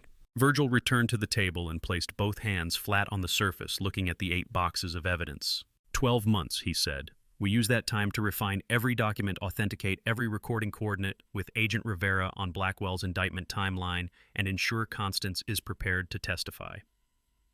When we walk into that courtroom on September 15th, 2024, Wade Pierce is going to discover that his emergency motion was the biggest tactical error of his life. I looked out the window at San Antonio below. 12 months. 1 year to watch Wade think he was winning while we built something he couldn't see. 1 year to let him commit more resources, make more calls, dig himself deeper into a hole he didn't know existed. Then let's use it well, I said. 2 months after our meeting in Virgil's office, Wade called and asked if he could bring his family for Thanksgiving dinner. I said yes. They arrived at 2 in the afternoon on a clear November Thursday. Wade's black Lexus pulled into the gravel drive, and I watched from the porch as the doors opened. Wade stepped out first wearing khakis and a sweater. Celeste emerged from the passenger side, and then from the back seat an 8-year-old boy I barely recognized. Jasper. My grandson ran across the gravel before Wade could stop him and wrapped his arms around my waist. "Grandpa," he said, looking up at me with gray-green eyes that were exactly Elaine's. "I missed you. Dad said you've been busy, but why has it been so long?" The question hung in the air. Wade looked away. Celeste studied the porch railing. "How do you explain to an 8-year-old that his father is trying to take everything from you, including your freedom?" "Well, buddy," I said, kneeling down to Jasper's level, "sometimes grown-ups make things complicated. But I'm glad you're here now. Want to hear about the time we drilled 2 miles down and hit a gusher that shot oil 3 stories high?" Jasper's face lit up. "Yes." I spent the next 2 hours telling him stories. We sat in the dining room while Celeste helped me set the table and Wade stood at the window looking out at the ranch. I told Jasper about wildcatting in the Permian Basin in the 80s, about blowout preventers and drill bits, and the night a gusher came in at 3 in the morning and we had 90 seconds to cap it or evacuate. The boy was mesmerized, asking questions, laughing at the right moments. Celeste smiled, genuinely smiled, watching him. "Jasper's been asking about you for months, Gordon. He found a photo of you and Wade from years ago." Wade muttered something to Celeste I couldn't quite hear. Something about stories. Something about always. We ate at 4. I carved the turkey Celeste had brought. The meal was polite, but strained. Celeste made forced conversation about Jasper's 3rd-grade teacher. Wade ate in near silence. Jasper told me about his soccer team and a science fair project about volcanoes. I realized watching my grandson talk that Wade had kept him from me deliberately. 5 years. 5 years of this boy's life I'd missed because my son needed me isolated, alone, appearing vulnerable. By 6:30, the sun was setting orange and gold over the hills. Wade's family prepared to leave. Jasper hugged me at the door. "Can I come back soon? I want to hear about the time you worked on the offshore rig." "Anytime, kiddo," I said and meant it. Wade lingered on the porch while Celeste took Jasper to the car. For a moment, just a moment, something shifted in my son's face. He looked through the window at me with Jasper, and I saw something I hadn't seen in years. Regret, maybe. Longing. The ghost of the boy he used to be before money became more important than family. He walked to the car, then stopped and turned back. "Dad," he said quietly, his voice barely carrying across the porch. "I wish things were different. I really do." Before I could respond, before I could ask what he meant or whether he was serious or if there was any chance to fix what had broken between us, he got in the car and drove away. I stood there watching the dust trail down the ranch road, stunned by that brief crack in his armor. Before I tell you what Virgil said on that phone call that came 5 minutes later, I need to ask comment A, if you think Wade's moment was genuine, or B, if it was calculated. Tell me why in 5 to 10 words. Please note some details ahead are recreated for storytelling. The message is what I hope stays with you. My phone rang. Virgil's name on the screen. "Gordon," he said, his voice tight with controlled urgency. "We've got a situation. Wade's lawyers found the Delaware LLC. They've seen the licensing deal." I walked back into the house phone pressed to my ear. "The $31 million. Yes, they filed an emergency motion an hour ago. Full asset freeze. They're claiming you're hiding assets and incompetent to manage them. The motion argues that the existence of a hidden LLC proves cognitive decline and deceptive behavior." I sat down at the kitchen table. Wade's brief honesty was like a wildcat, while a moment of pressure release before the real eruption. "Gordon," Virgil said. "Are you there? This is serious. If the judge grants even a temporary asset freeze, you lose access to resources while we fight this. We need to respond immediately." "Virgil," I said calmly, looking out the kitchen window at the sunset. "This is exactly what I engineered." Silence on the other end. "You wanted them to find it?" he finally asked. "Every trap needs bait," I said. "The Delaware LLC has been sitting there for 4 years, perfectly legal, properly documented, with a legitimate licensing partner. I knew when Wade started digging into my assets, he'd eventually find it. And I knew exactly what he'd do, file an emergency motion claiming I'm hiding money, proving I'm deceptive and incompetent."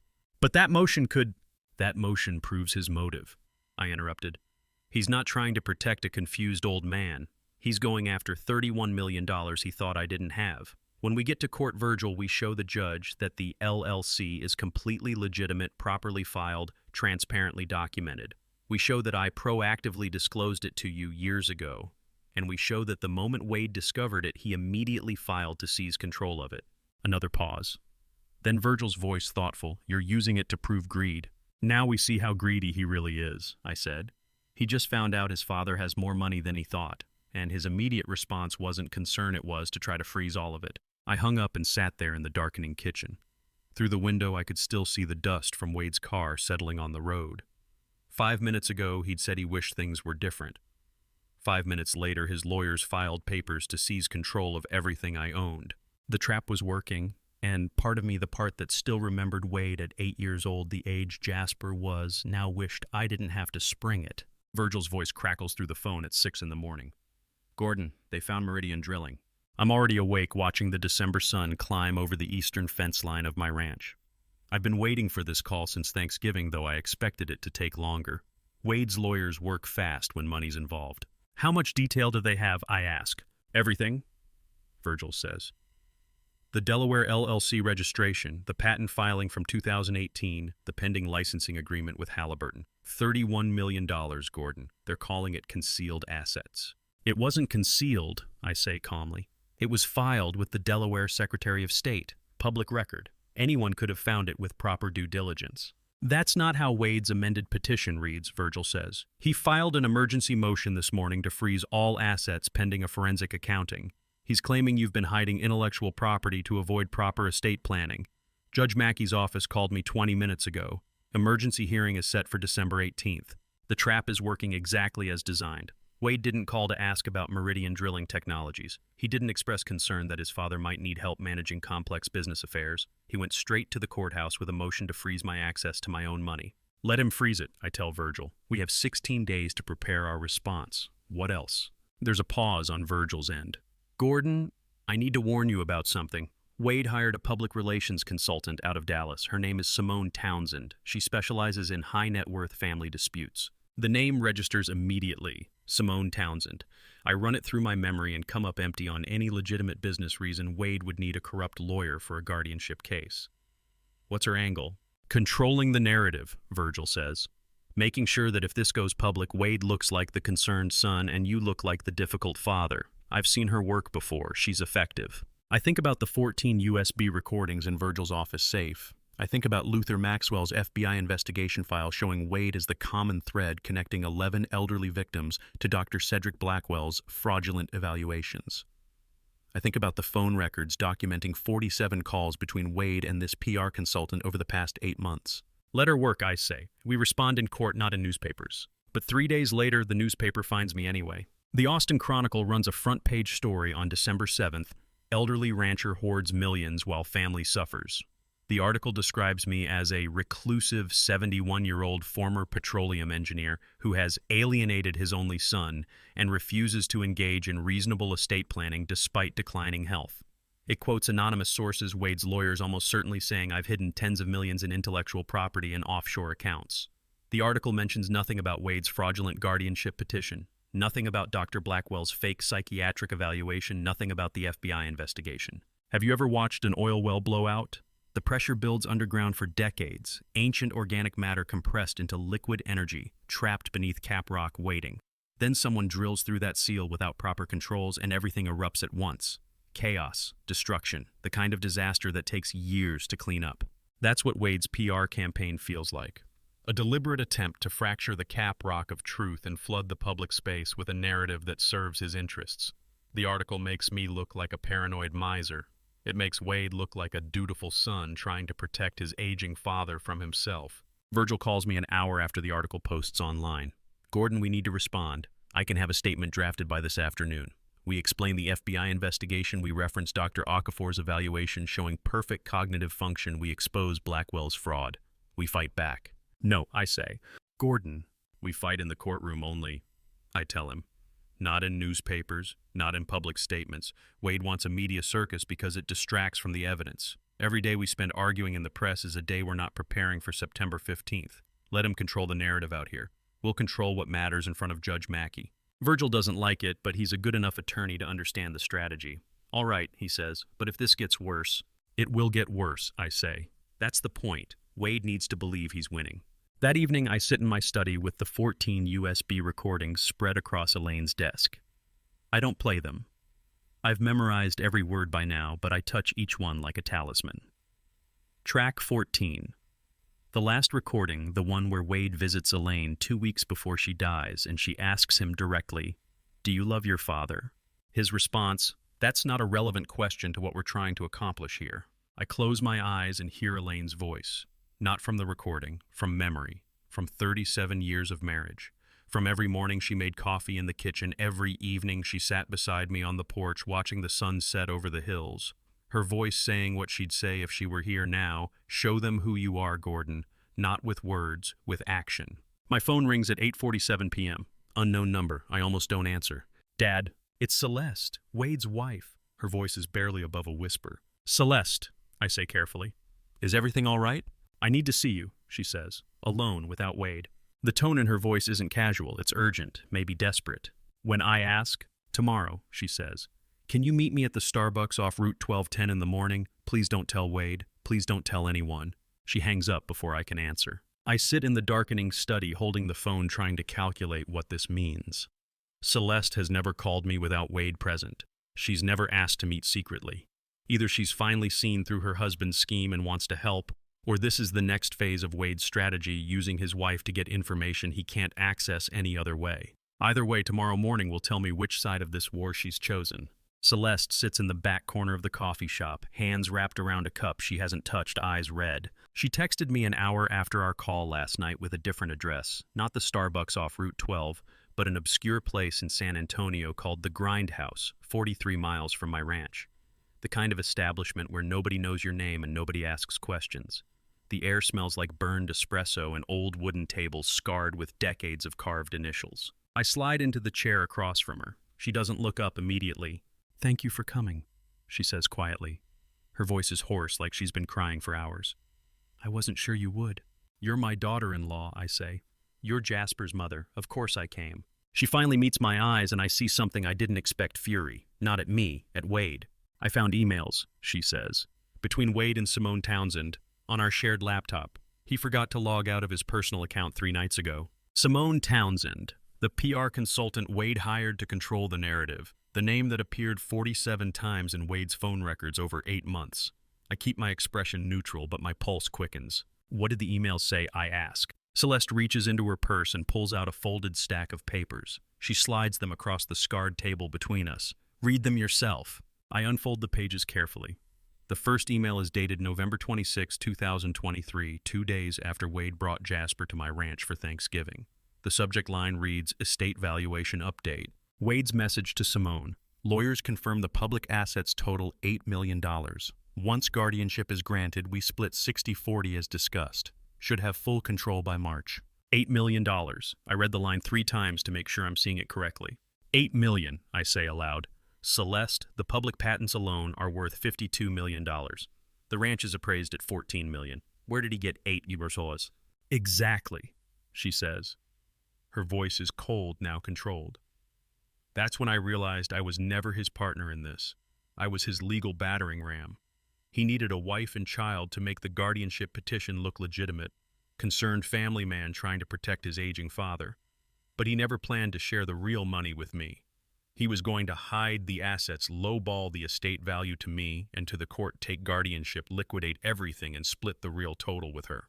I look down at the emails again. There are 12 printed pages. Messages spanning 8 months.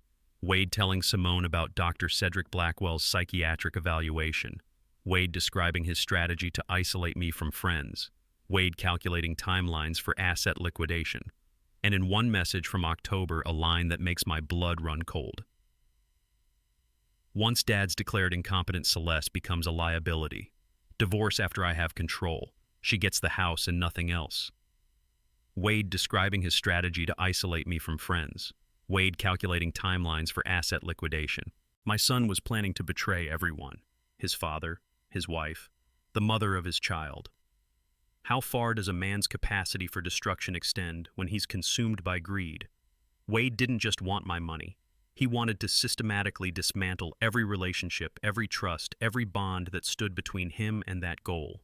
Even the woman who bore his son was just another obstacle to eliminate once she'd served her purpose. I set the papers down carefully.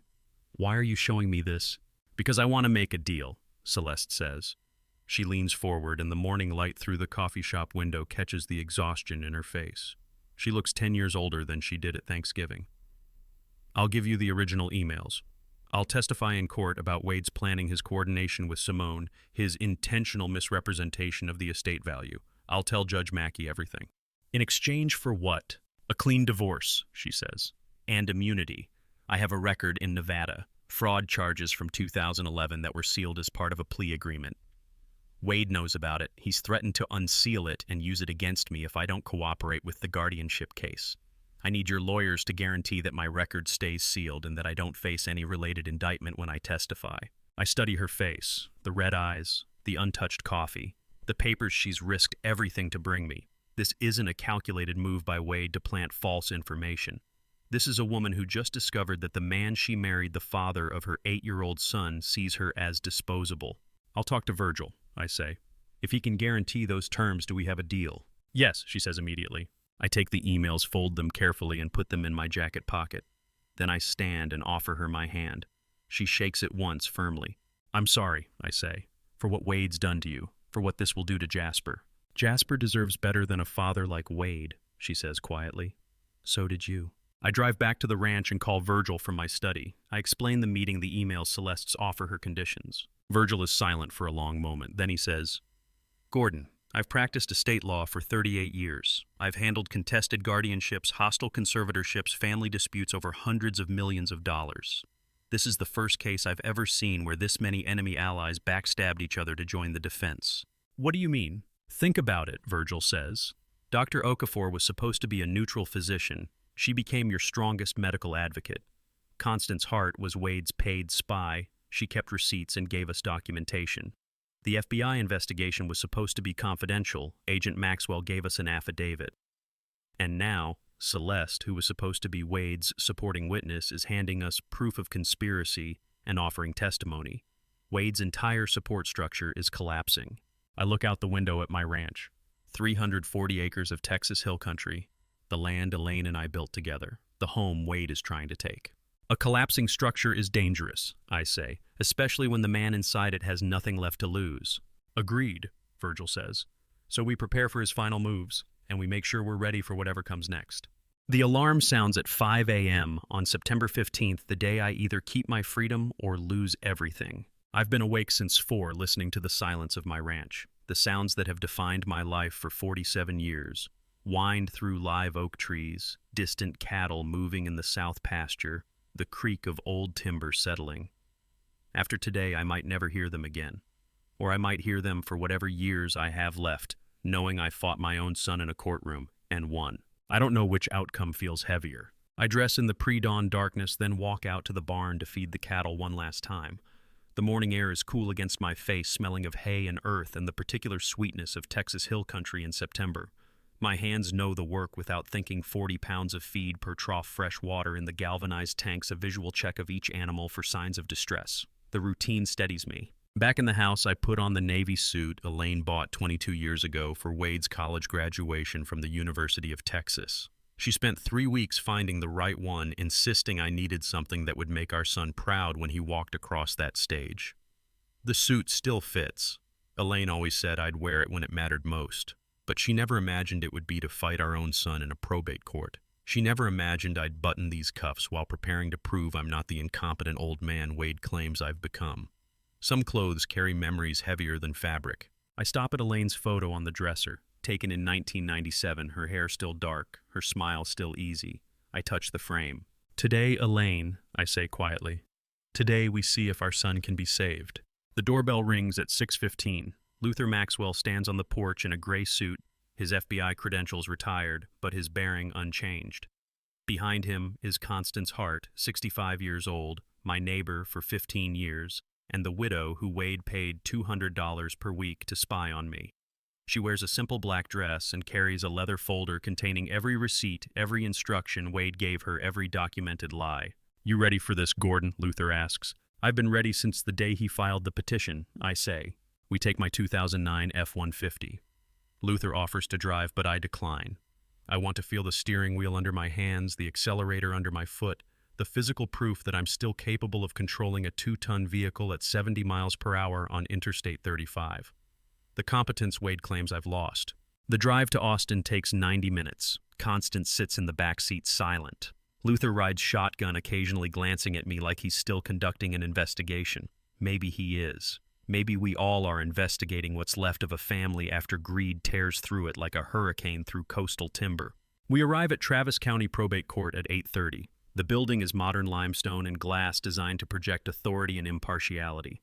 Virgil meets us in the hallway outside courtroom 4B. He's wearing a charcoal suit and carrying a leather trial case that I know contains 14 USB recordings, 200 pages of FBI investigation documents, Celeste's emails, Dr. Sandra Okafor's cognitive evaluation, showing perfect scores and every other piece of evidence we've assembled over 17 months. "How are you feeling?" Virgil asks. "Like a man who's about to find out if truth still matters," I say. We enter the courtroom at 8:55. Travis County Probate Courtroom 4B is smaller than I expected. 20 rows of gallery seating, most empty. A single bailiff stands near the bench. The air smells like floor polish and recycled ventilation. Wade sits at the petitioner's table with his lead attorney Marcus Brennan, a competent-looking man in his early 50s who specializes in contested guardianships. Wade wears a dark suit and keeps his eyes on the table in front of him. He doesn't look at me when I sit down 15 feet away. Judge Adrienne Santos enters at 9 a.m. exactly. She's a veteran, Travis County probate judge with 22 years on the bench, a reputation for fairness, and a documented intolerance for frivolous petitions. The bailiff calls us to order. We stand, then sit. Judge Santos reviews the file for 60 seconds without speaking. Then she looks up. "This court convenes to hear the petition for guardianship of Gordon Michael Pierce filed by Wade Alexander Pierce. Counsel for petitioner, you may proceed." Marcus Brennan stands and begins his presentation. He's prepared. I'll grant him that. He walks Judge Santos through Wade's petition point by point: my age, my isolated lifestyle, the complexity of my estate, the alleged cognitive decline. He introduces Dr. Raymond Blackwell's psychiatric evaluation from April 23, 2023, claiming, "I scored poorly on memory tests and exhibited signs of impaired judgment." He presents financial records showing my patents and licensing agreements, arguing that managing such assets requires oversight I supposedly can no longer provide. He describes Meridian Drilling Technologies, LLC, as evidence of my erratic financial behavior and concealment of assets. The presentation lasts 45 minutes. Brennan is convincing. If I didn't know the truth, if I didn't have Elaine's 14 recordings, Luther's FBI affidavit, Celeste's emails, I might believe him myself. I sit perfectly straight, hands flat on the table, eyes on the bench. This is what competence looks like. Controlled posture, measured breathing, complete attention. I don't fidget. I don't react. I let Brennan's words hang in the air like smoke, visible but insubstantial. Wade keeps his eyes down the entire time. He doesn't look at me once. Is this justice or just winning? I've spent 17 months preparing for this moment, assembling evidence, coordinating witnesses, building a defense that should dismantle every claim Wade has made. But sitting here in Elaine's suit, watching my son refuse to meet my eyes while his attorney argues I'm incompetent, I don't feel victorious. I feel like a father who failed somewhere along the way. In some moment I can't identify, to teach his son that some things matter more than money. Marcus Brennan concludes his presentation and sits down. Judge Santos makes a note on her legal pad. Then she looks across the courtroom. "Counsel for respondent," she says. "Are you prepared?" Virgil stands. I look at Wade one last time. He still won't meet my eyes. "Prepared, Your Honor," Virgil says. The courtroom battle begins. Virgil's voice cuts through the courtroom tension. The defense calls Dr. Sandra Okafor. The rear doors open and Dr. Sandra Okafor walks down the center aisle. She's 58 years old, a family physician who's treated me for 15 years, every annual physical, every minor ailment, every conversation about Elaine's declining health in the months before she died. She wears a charcoal blazer and carries a leather portfolio. The bailiff swears her in. She sits in the witness box with the same calm competence she brings to her examination room. "Dr. Okafor." Virgil begins, "How long have you been Mr. Pierce's primary care physician?" 15 years, she says, since 2009. "And in that capacity, have you conducted a comprehensive cognitive evaluation of Mr. Pierce?" "Yes," Dr. Okafor says. "On May 7th of this year, at Mr. Pierce's request, I administered a 12-page neuropsychological assessment, including the Montreal Cognitive Assessment Executive Function Tests and memory evaluations." Virgil approaches the witness box and hands her a document. "Is this your evaluation?" Dr. Okafor reviews the pages. Yes, this is my signed and notarized report. Your Honor, I move to admit Defense Exhibit 3, Virgil says. Admitted, Judge Santos says. Virgil turns back to Dr. Okafor. Can you summarize your findings? Mr. Pierce scored a perfect 30 out of 30 on the Montreal Cognitive Assessment. Dr. Okafor says clearly, his executive function is intact. His memory is exceptional for his age. His judgment is sound. There is no evidence of cognitive decline, dementia, or any impairment that would affect his ability to manage his personal or financial affairs.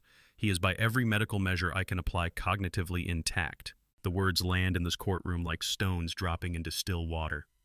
I watch Marcus Brennan's jaw tighten. I watch Judge Santos make a note on her legal pad. I don't watch Wade. I already know he won't look up. One clarification, Dr. Okafor, Virgil says. This evaluation was conducted at Mr. Pierce's proactive request, correct? He came to you, not the other way around. That's correct, Dr. Okafor says. Mr. Pierce called my office in late April and specifically requested a comprehensive cognitive assessment. He said he wanted documentation of his mental capacity. That's the twist Virgil wants the court to see. I didn't wait for Wade to attack. I built my defense from the day he filed the petition. Every move calculated, every piece of evidence assembled with deliberate precision. Virgil is peeling Wade's case like an onion. Each layer reveals another lie beneath another false assumption, another strategic miscalculation. My son thought he was hunting an impaired old man. He was wrong. Thank you, Dr. Okafor, Virgil says. No further questions. Marcus Brennan declines cross-examination. What would he ask?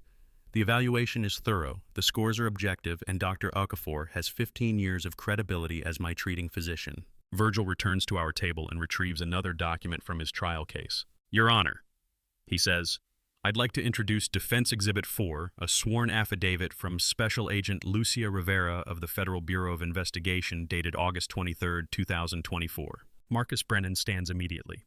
Your Honor, this is highly prejudicial and irrelevant to the affidavit. Virgil continues smoothly. Documents that federal prosecutors indicted Dr. Raymond Blackwell on 17 counts of guardianship fraud.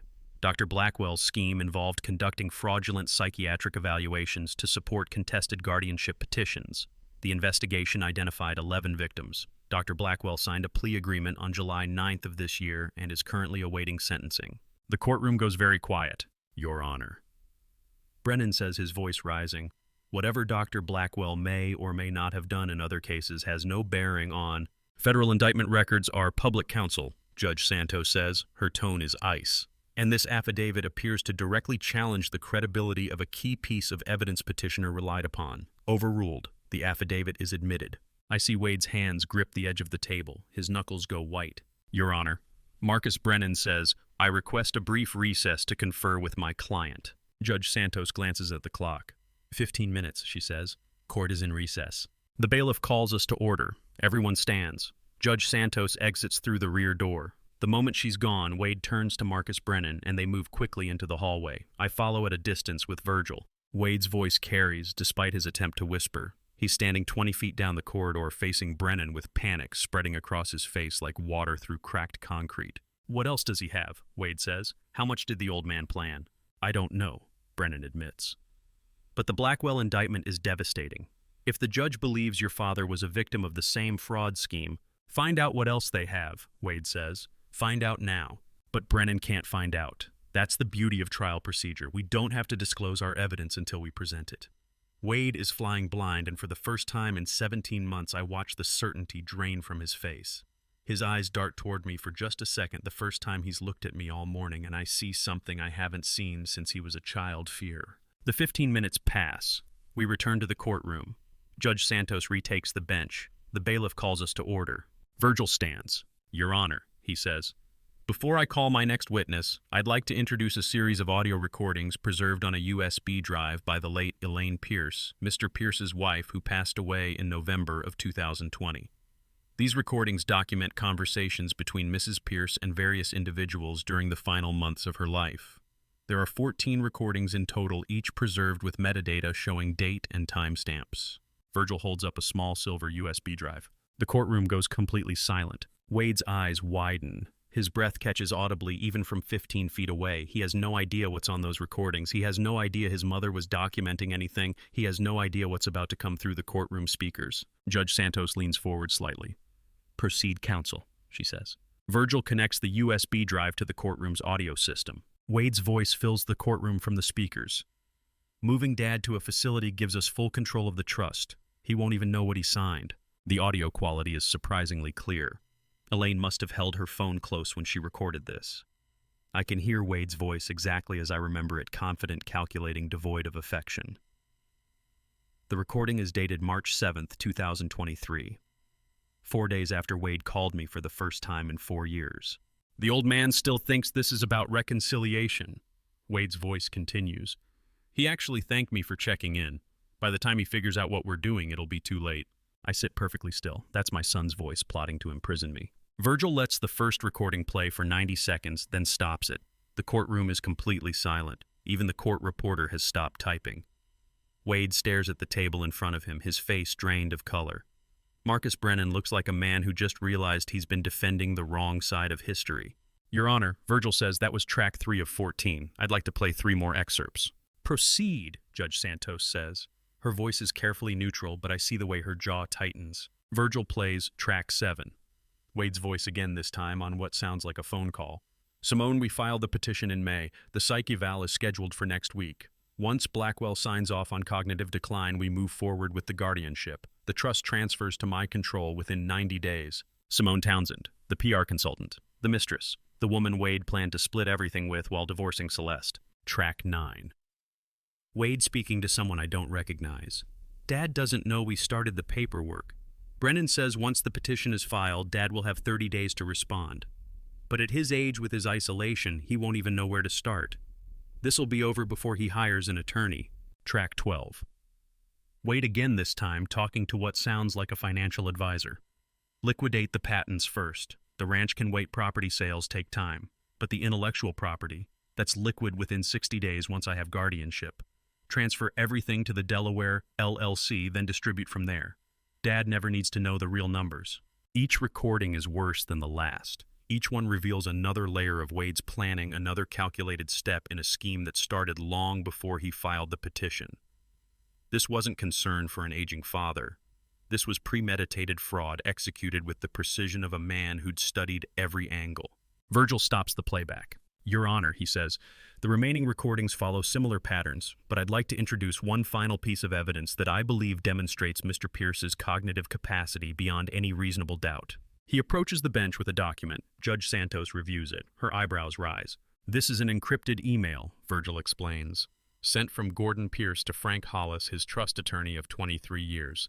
The timestamp shows 11:47 p.m. on November 16, 2020, the night of Elaine Pierce's funeral. The message reads, Frank, protect the trust. Tonight, they will come, she told me. Elaine knew. She recorded those conversations because she saw what Wade was becoming, and she documented everything to save me after she was gone. She must have told me that night, told me to contact Frank, told me to protect what we'd built, told me that our son was already planning to take it all. I was too deep in grief to remember the conversation clearly, but some part of me must have heard her. Some part of me sent that email while the rest of me was drowning in loss. Mr. Hollis responded within 2 hours, Virgil continues. He immediately amended the trust documents, added additional oversight provisions, and established independent review requirements for any major distributions. He did this at Mr. Pierce's specific request 14 months before Mr. Wade Pierce filed this guardianship petition. Judge Santos looks at Marcus Brennan. Counsel, she says, your petition claims your client's father exhibited moderate cognitive impairment beginning in late 2022. Yet this email sent in November of 2020, the night of his wife's funeral, in the midst of what must have been profound grief, demonstrates sophisticated legal thinking, strategic planning, and the foresight to protect his assets from a threat he apparently anticipated years in advance. How was a man with moderate cognitive impairment capable of initiating this level of legal protection 14 months before your client filed? Marcus Brennan opens his mouth, closes it, opens it again. Your Honor, he says finally, we request a recess to confer with our client.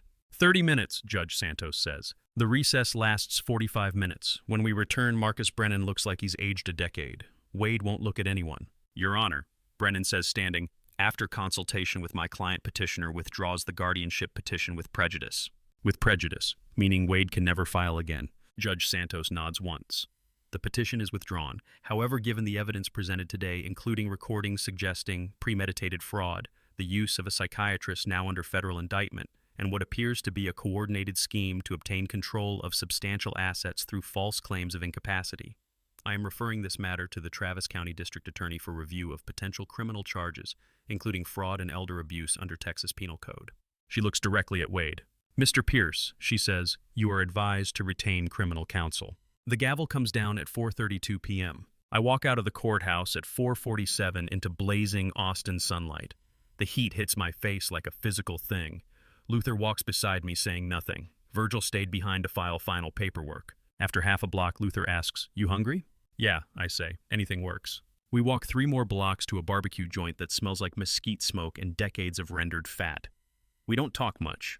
There's nothing to say that would make this feel like victory instead of just survival. I won. My son faces criminal investigation. The family Elaine and I built for 47 years is destroyed. Luther orders brisket. So do I. We eat in silence, watching Austin traffic crawl past the window, and I wonder if winning was ever really the point.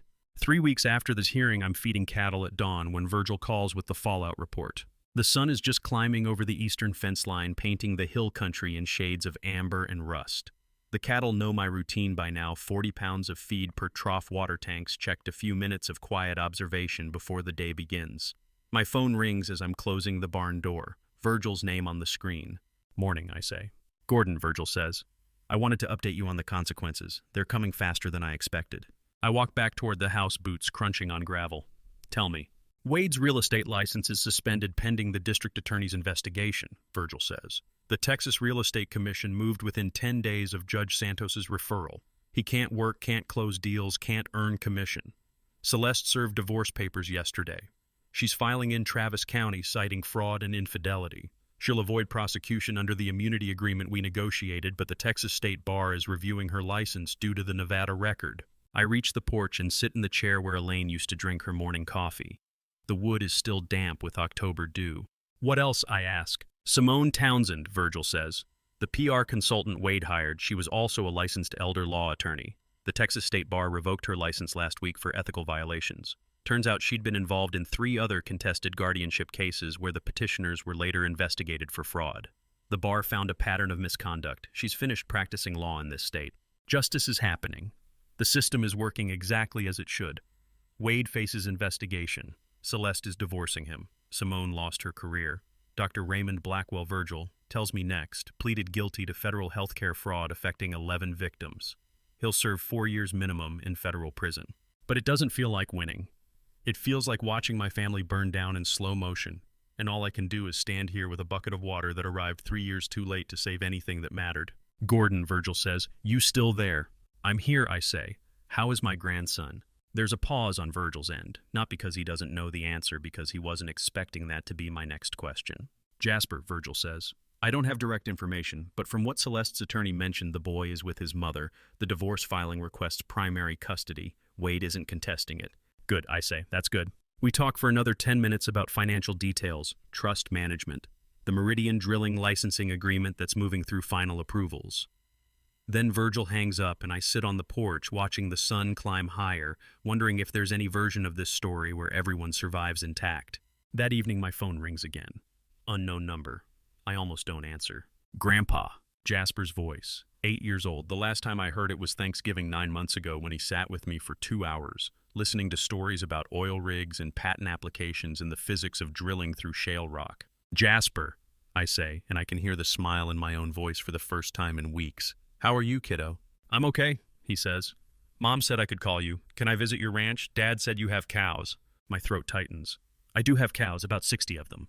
"Can I feed them?" "Absolutely," I say. "Come this weekend. I'll teach you how to feed them. We'll check the water tanks, walk the fence line, and I'll show you the barn where I keep the equipment." "Cool," Jasper says. Then quieter, "Grandpa, are you mad at my dad?" I close my eyes. How do you explain to an 8-year-old that his father tried to steal everything from his grandfather? How do you tell a child that greed destroys families, that money corrupts, that sometimes the people who are supposed to love you are the ones who hurt you most? "I'm not mad," I say carefully. "I'm sad, but that's between me and your dad. It has nothing to do with you. You hear me?"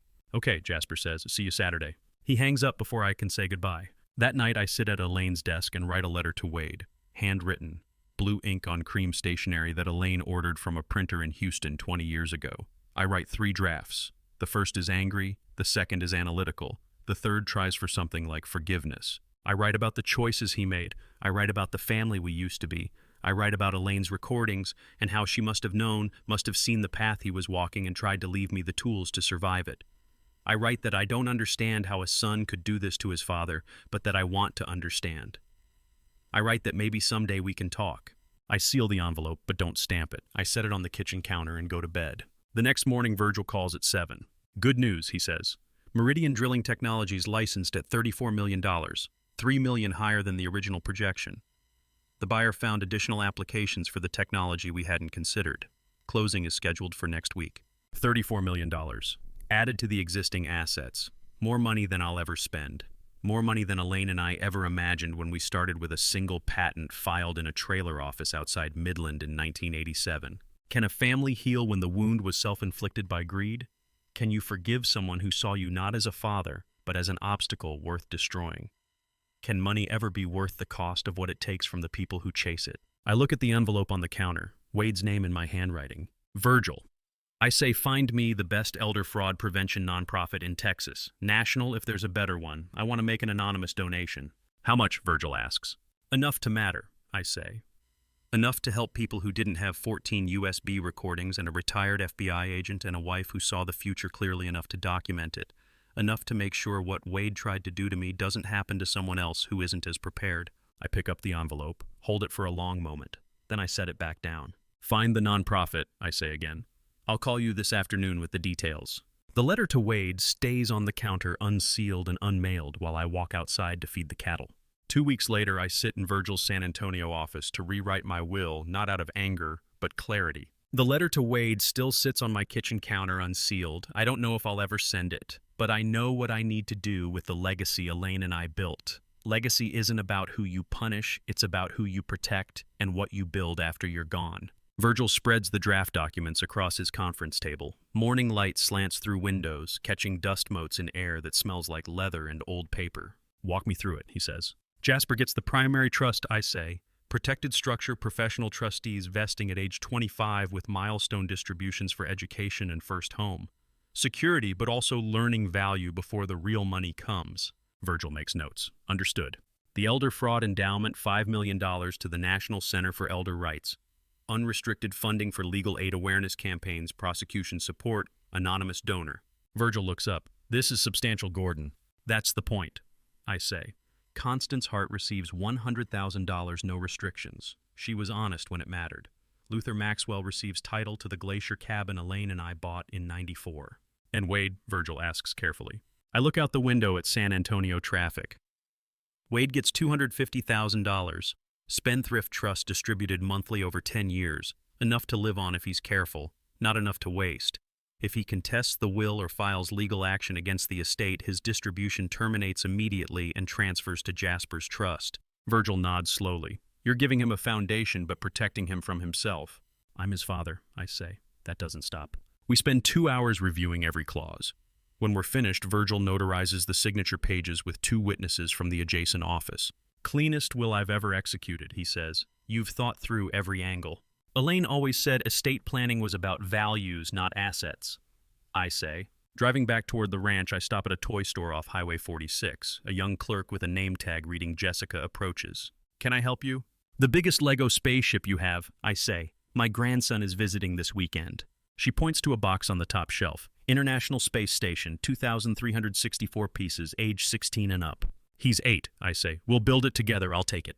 The weekend arrives cold and clear. Celeste drops Jasper off Saturday morning at 7. The boy runs from her car to my porch carrying an oversized backpack. Celeste waves once, then backs down the gravel drive without getting out. Ready to feed some cattle? I ask Jasper. Yes, he says, dropping his backpack inside. We walk to the barn in the dawn light. I show him how to measure the feed, distribute it evenly, check each animal for signs of distress. His hands are small but careful. He listens like I'm teaching him something that will matter for the rest of his life. Maybe I am. After the cattle are fed, we walk the fence line. 340 acres of hill country spreading out around us, live oak trees, limestone outcroppings, grass still green from October rains. The land Elaine and I bought in 1985 with proceeds from my third patent. "Grandpa," Jasper says quietly, "are you scared living alone out here?" I stop walking, look down at this 8-year-old boy whose father tried to steal his grandfather's freedom, whose mother is divorcing that father, whose family is splintering in ways he's too young to fully understand. "No, kiddo," I say. "Your grandma is still here, in the land, the trees, the morning light coming over that eastern fence line. She's in the barn where we stored equipment together for 30 years. She's in the kitchen where she made coffee every morning. I'm not alone." Jasper thinks about this. "Can I come back next weekend too?" "Every weekend you want," I say, "for as long as you want." Generational healing is like planting seeds. You may not see the full harvest in your lifetime, but you trust the soil. You trust that what you plant now will grow into something stronger than what broke. You trust that love can outlast greed, that an 8-year-old boy can learn from his grandfather's choices in ways that reshape the family's future. We spend the afternoon building the Lego space station on the kitchen table. Jasper's fingers struggle with smaller pieces, so I help him. We work in comfortable silence, occasionally talking about school or cows or drilling rigs in West Texas 40 years ago. Evening falls. Jasper finishes the last section and immediately falls asleep on the living room sofa, exhausted from the early morning and long day. I cover him gently with Elaine's hand-knitted quilt, the one she made in shades of blue and gray the winter before she died. I sit at the desk in my study and open my laptop. The Alaska deal has been in development for 8 months, running parallel to the guardianship defense hidden in the same Delaware LLC structure that Wade thought was bait. It wasn't just bait, it was also armor. I type an email to my business partner. Phase 3 complete. Ready to close Alaska deal whenever you are. Licensing terms remain as discussed. Wire instructions attached. I hit send. Then I walk back to the living room and watch Jasper sleep. His chest rises and falls in the steady rhythm of childhood innocence. The Lego space station sits completed on the kitchen table behind me. The ranch spreads silent in the darkness beyond the windows. This is what legacy looks like, not the money I saved, but the boy I protected. Not the patents I filed, but the morning I spent teaching my grandson how to feed cattle and check fence lines. Not the courtroom victory, but the quiet evening watching him sleep under his grandmother's quilt. Elaine would have loved this moment. The charter boat cuts through Kenai Fjords under a slate-gray Alaskan sky, the trip Elaine and I never finished. The Alaska deal closed 3 weeks ago. Not the business licensing that closed in early November, wiring funds exactly as projected. This was different. The personal closure. The trip Elaine booked in March of 2020 canceled when her cancer return never rescheduled because she died 8 months later, and I spent the next 4 years fighting to keep what we'd built. Luther stands at the bow hands in his jacket pockets, watching ice floes drift past like pieces of broken sky. Constance sits on the port bench, wrapped in a parka she bought specifically for this trip. Her face turned toward mountains that rise from gray water like ancient sentinels. The three of us, the retired FBI agent, the widow who kept receipts, and the father who refused to lose traveling together to a place I was supposed to visit with my wife. The boat's engine hums beneath our feet. Cold air stings my face. Gulls wheel overhead, their cries sharp against the wind. "She would have loved this, Gordon," Luther says without turning around. "She's here," I say. I can feel it in the cold air, the ice, the silence. Constance looks at me. "You did what she asked you to. You fought back." I nod. Elaine's 14 USB recordings. Her voice preserved in digital amber, warning me, guiding me, giving me the evidence I needed to defend myself against our own son. She saw what Wade was becoming years before I could admit it. She documented his descent because she knew I'd need proof when the time came. Grief isn't something you close. It's something you carry forward into the places they never got to see. Elaine never stood on this charter boat watching glaciers calve into frigid water. But she's present in every reason I'm here, the ranch I saved, the freedom I defended, the grandson I'm protecting.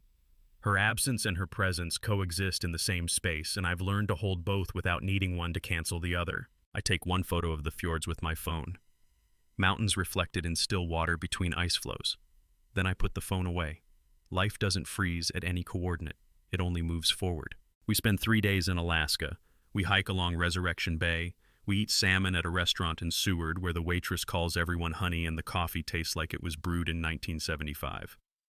We don't talk much about the guardianship case, about Wade, about what was lost. We talk about what endures, the land, the sky, the cold beauty of a place Elaine wanted me to see. On the 4th day, I fly home. I idle my 2009 F-150 into the gravel yard at sunset. Same house, same hills rolling away in every direction, same cattle standing in the south pasture watching my truck with the patient indifference of animals who know their routines will be honored. But it's completely different now. I saved this place, not by accident, not by luck, but by strategic planning that started the night of Elaine's funeral when I emailed Frank Hollis at 11:47 p.m. to protect the trust. I saved it by requesting a cognitive evaluation from Dr. Okafor 4 months before the hearing. I saved it by coordinating with Luther, by accepting Celeste's defection, by letting Virgil systematically dismantle Wade's case piece by piece until my son had nothing left but a withdrawn petition and a criminal referral. I walked the property at sunset, touching fence posts Elaine helped me set in 2004. The wood is weathered, now gray and splitting in places, but still standing, still doing the work it was meant to do. The land endures while people rise and fall. 340 acres don't care about courtrooms or betrayals or sons who see their fathers as obstacles instead of human beings. The land only cares about stewardship. I stand at the western fence line and watch the sun drop below the horizon, painting the hill country in shades of amber and rust. Same view I've watched for 47 years. But I'm not the same man. I'm not the person Wade tried to make me, a helpless victim, cognitively impaired, incapable of managing my own life. I saved the ranch. I saved my freedom, but I lost my son. Was it worth it? Yes. Would I do it again? I pray I never have to. The next morning, I sit on the porch with coffee, watching mist lift from the Texas hills in layers like veils being pulled back one at a time. The air smells like dew and earth, and the particular sweetness of December in the hill country when the temperature drops below 50 overnight. My phone buzzes. Text from Jasper. A smiley emoji and a photo of the completed Lego space station sitting on his bedroom shelf, backlit by morning sun coming through his window. I smile. The boy doesn't need my money. He needs me present. He needs weekend visits where we feed cattle and walk fence lines and build things together. He needs a grandfather who shows up, who listens, who teaches him that legacy isn't about what you accumulate, it's about what you protect and who you become when someone tries to take it away. I finish my coffee, stand, walk down the porch steps into the pasture. 340 acres spread out around me.